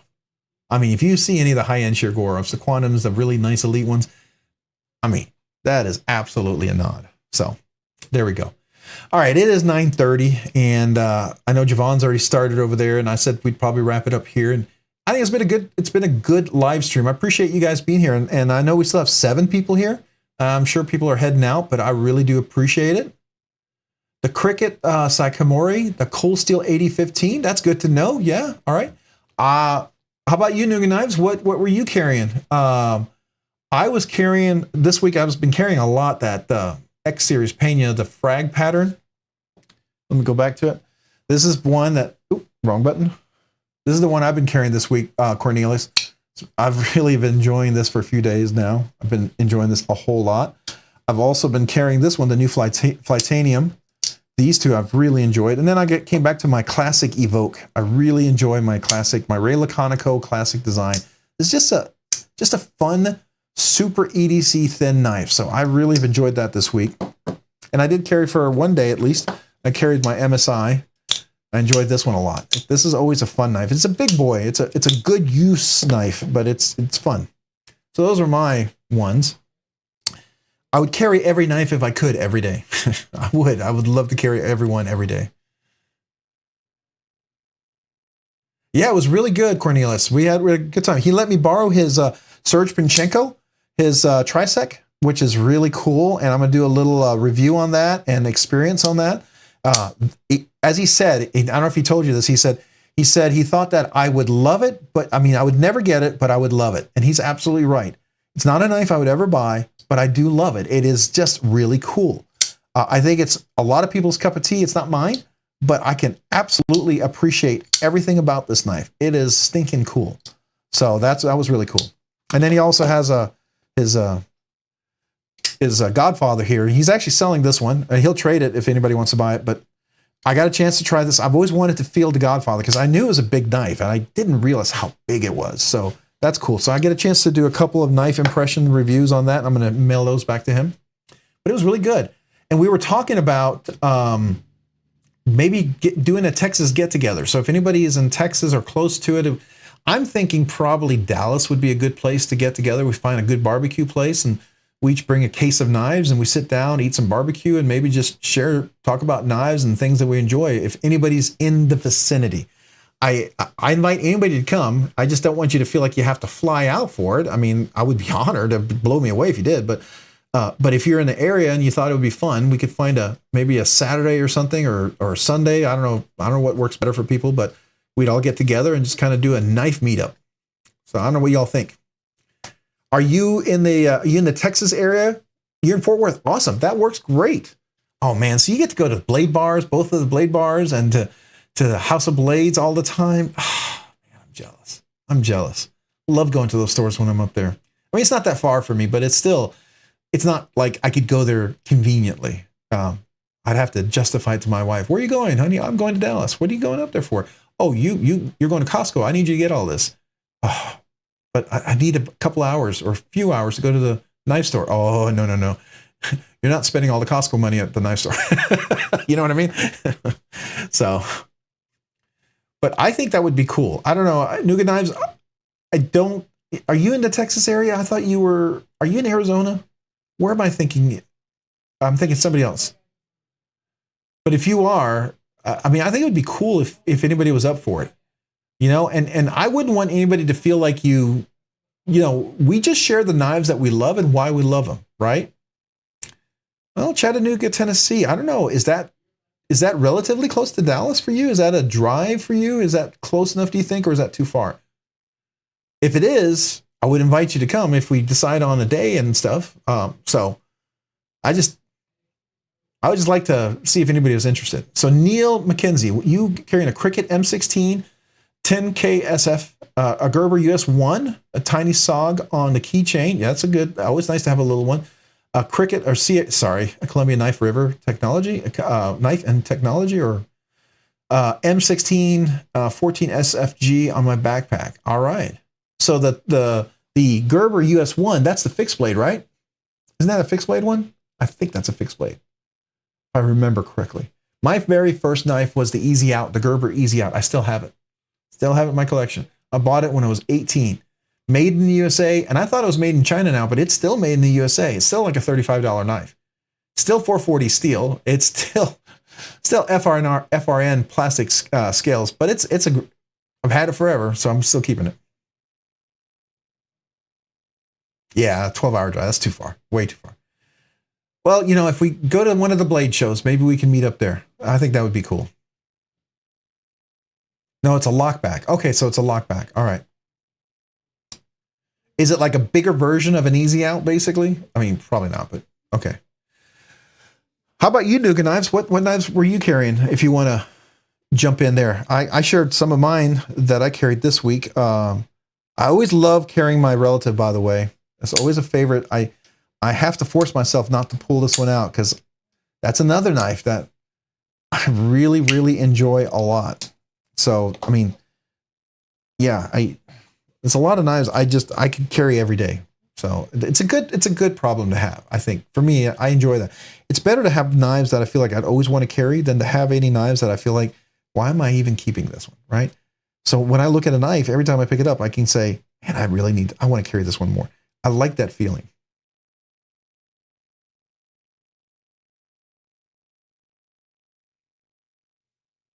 Oh, you did? You carried my Hinder. Okay. That's a solid knife. Hinder, and like my McNeese and my Hinder, a lot of people would freak out that we would actually use a Hinder or a McNeese for like hard use. But they really are intended for that. Like I've used my McNeese for a lot of hard use stuff. I've used it for yard work, cutting things. I have probably chopped some branches with it that I probably people would freak out with. But it's just that solid of a knife. Oh, you got a Sage 5. Oh, that's nice. Lightweight, carried it today. That's a cool knife. I saw someone who, I think it was Danny, had a Sage on him, and he had some scales that came from some guy was making them. I think Cornelius, you probably know, but this looks like pretty cool. Yeah, it's hard use, absolutely, Nuga knives. I totally 100% agree. And my Hinder that's another knife that I can carry all the time. Oh, I picked that up and I'm just like, I want to put it in my pocket. Just want to put it in my pocket. I got to say, well, I got to carry some other knives, you know, and then sometimes you get these knives in from the manufacturers. You got to try them out. And you got to give them a feel on there, an impression, you know, right? But there's knives that you love, you gravitate toward. And then there's knives you gravitate toward certain times of the year, certain times of the month, whatever, you know, whatever your mood is. You know, there's some knives that are just, sometimes you want to carry a big old stinking hard use knife. And then some days you want to carry a really discreet, nice, thin little knife, right? So I don't know. I like that. Well, very cool. Very cool. I appreciate you guys being here. It's been a great live stream. Oh, you polish your washers and put it to drop shut? Yes. Just real quick, polishing your washers. And I do that a lot. I do it a lot on my strop. So I have this is for a sharpening strop. This is the coarser one. This is the fine, the green one. And I polish a lot of my washers on this. And I tell you, that makes a huge difference. Any of my Spydercos, any of my Benchmades, what else has a washer? I can't remember. I have something else with a washer, but I polish it on here and it works fantastic. I totally agree with you. And the thing is, if you have one of those with a polished washers and you haven't used it in a while, remember it oxidizes and then it feels a little coarse at first. Once you break it back in, it's right back to where it needs to. You just got to break up that oxidation that occurs on the phosphor bronze. Because if it's not used regularly, it's not rusting, but it is oxidizing, and rusting is oxidation. So it's the same thing, right? Hey, Just Nate. Hey, thanks so much. Appreciate that. Did you have anything you want to throw in about your knives you carried this week or anything? Got a quick comment before we wrap up? Last call for knives. You know, anything you guys have carried?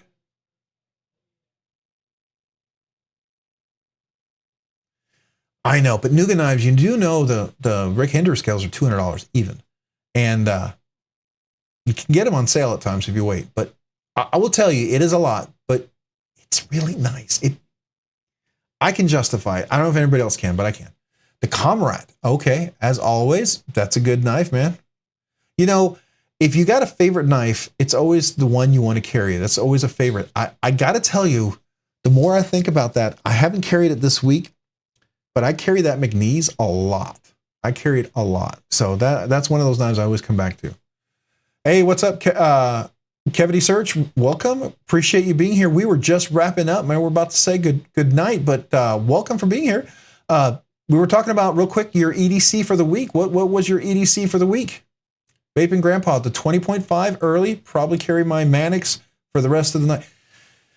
Two good knives. Vaping Grandpa EDC. I love both of those. I love the 20.5 and I like my Mannix too. I did pick up I forgot about that. I did carry my Mannix. Maybe it was at the end of last week. Maybe it was Friday. I carried my Mannix all day. I totally forgot about that. I like that knife a lot. That's one that I could carry all the time. Oh, that would be cool, making some Hinder scales. Chicago 23, welcome for joining. Welcome for joining. Thanks for being here. Thanks for joining. I can't talk. We were actually wrapping up because we've been here for almost 3 hours, and we were just talking about EDC, what you've been carrying this week. What's been one of your favorite knives, that you've enjoyed carrying, or what you're carrying today and stuff. And so I know every time I try to leave, more people show up. It's a good problem. I'll hang around for a second or two if new people show. I don't want to just drop and leave them hanging because I appreciate them being here. I really do. I really do.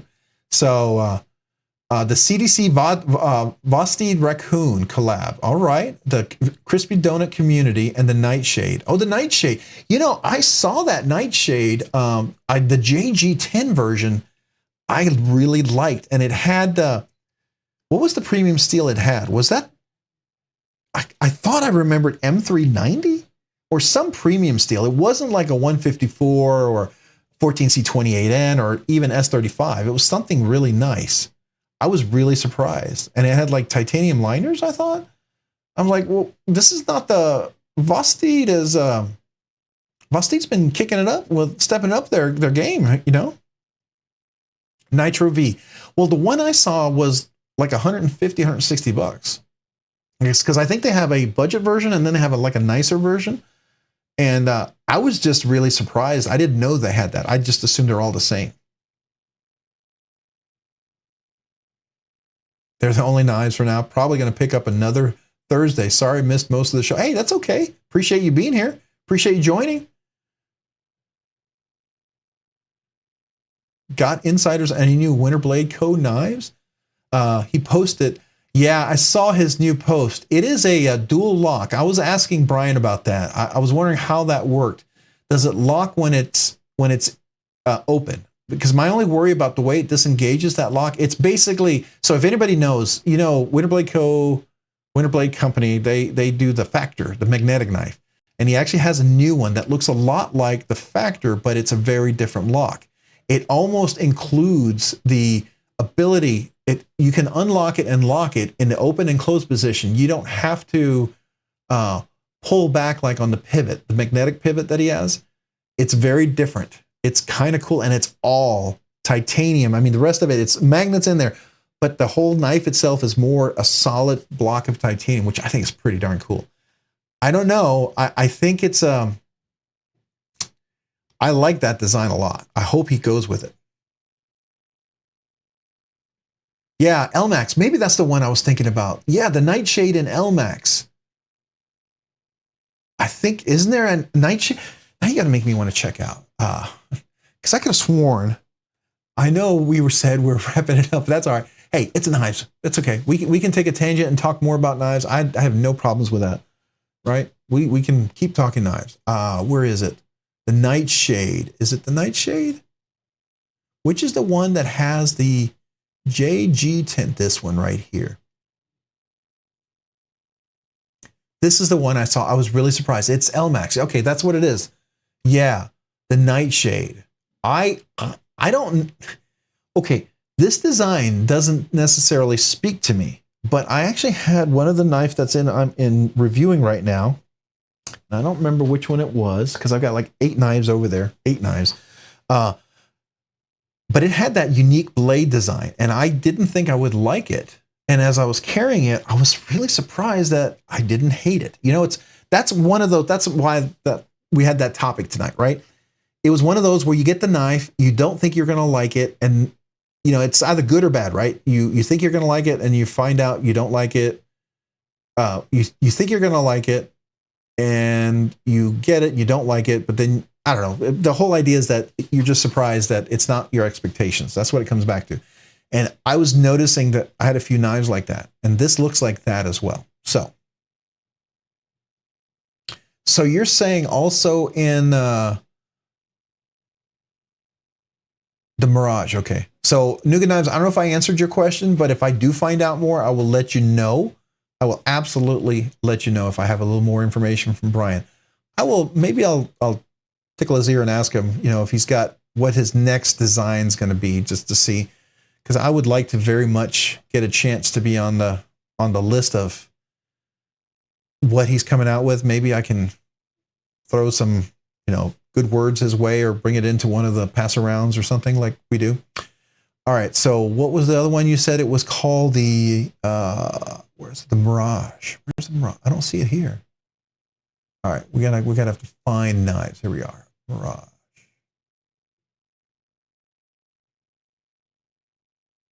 Oh, is it a Voste knife, the Mirage?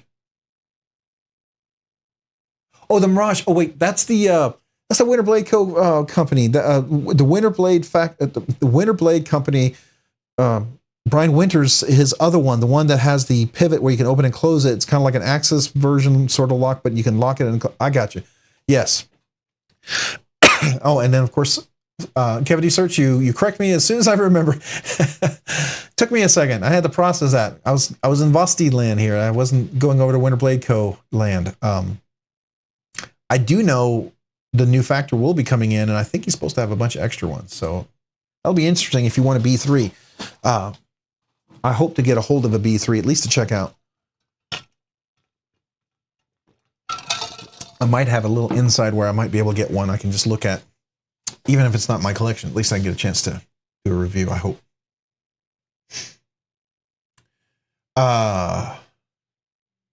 Yeah, the Mirage. So can do that. Winter Blade Co. Oh, there we go. So the Mirage. Oh, I think my cat's trying to get under my door. I can hear something. Like it's trying to reach under to get one of my soundboards. I put the soundboards on my door so that you don't hear the kids out in the living room, and because I'm in my office and I need to put more of my soundproof things up so it knocks out all the noise. Where is it? Oh, I don't want that. It's usually, his was down here at the bottom. Oh man, this site is huge. Yeah, here it is. No, that's the factor too. It was at the bottom. Here it is. There's a Mirage. Yeah. So I got a chance to check that out. Somebody let me borrow one. It's really cool. This locks and unlocks it right here. So you don't have to, like this one, you open it with this, or you open it with the thumb hole, or technically a fuller hole. Really looks to me more like a fuller hole.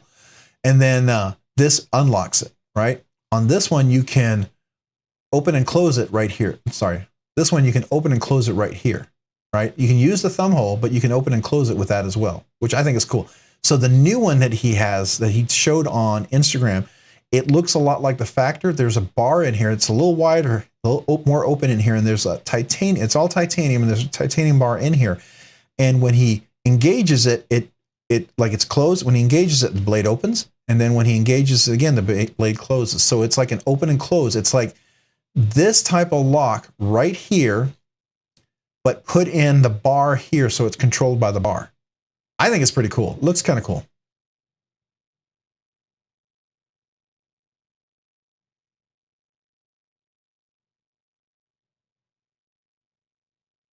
Yeah. So Nuga knives, I totally get you. This is not a knife for a machining facility. So this would be a knife that you would have in your collection that you would carry when you're going out to dinner. You're going to family, visiting, whatever. It's not a work knife. Absolutely not. 100% agree with you. Yeah. This is not one of those. Matter of fact, you're probably phosphor bronze most everything, right? And if not, you're going to be cleaning a lot of stuff. Yeah, he is a genius. His stuff is crazy. I tell him all the time. I said, all right, so what's your new magnetic wizardry that you're coming up with? Because I always call him a magnetic designing wizard, and it's the wizardry designs that he comes up with. It's like magic. So I love it. It's cool stuff. Absolutely cool stuff. So, all right, we're right at 9:56. If we don't stop here, we're in about 5 minutes. We're going to get a bunch of people come in, and I don't want to end the live stream when people joining again. I don't like that. I feel like they come here and I just leave. I hate that. I don't want them to have a bad taste in their mouth that like the live stream ends right as they join. So I don't want to do that to them. I appreciate you guys who came, even those who joined just recently. Thank you for being here. Appreciate it. If you guys get a chance, go check out Javon's a Monday Night Metal. Matter of fact, that is right here. Oh, it's already live. So this is Monday Night Metal. Let me go ahead and put the post up there again. If you haven't, if you don't have to go there, if you got other plans, go for it. But if you haven't checked them out, go check this out. It's definitely worth listening in and checking it out. But I would definitely recommend that. But I really do appreciate you guys all being here. It's been a fun live stream. Remember, next week it's going to be a giveaway. We will be doing a giveaway. I have a CJRB coming. It's a pretty nice one too. It's actually the knife. It's the same knife I gave to one of my best friends. So as a birthday gift. So I think you guys are going to really enjoy that. So appreciate you guys. Thank you so much. This has been a great live stream. Thanks so much, man. And you guys have a great evening. We'll talk to you next week. Bye.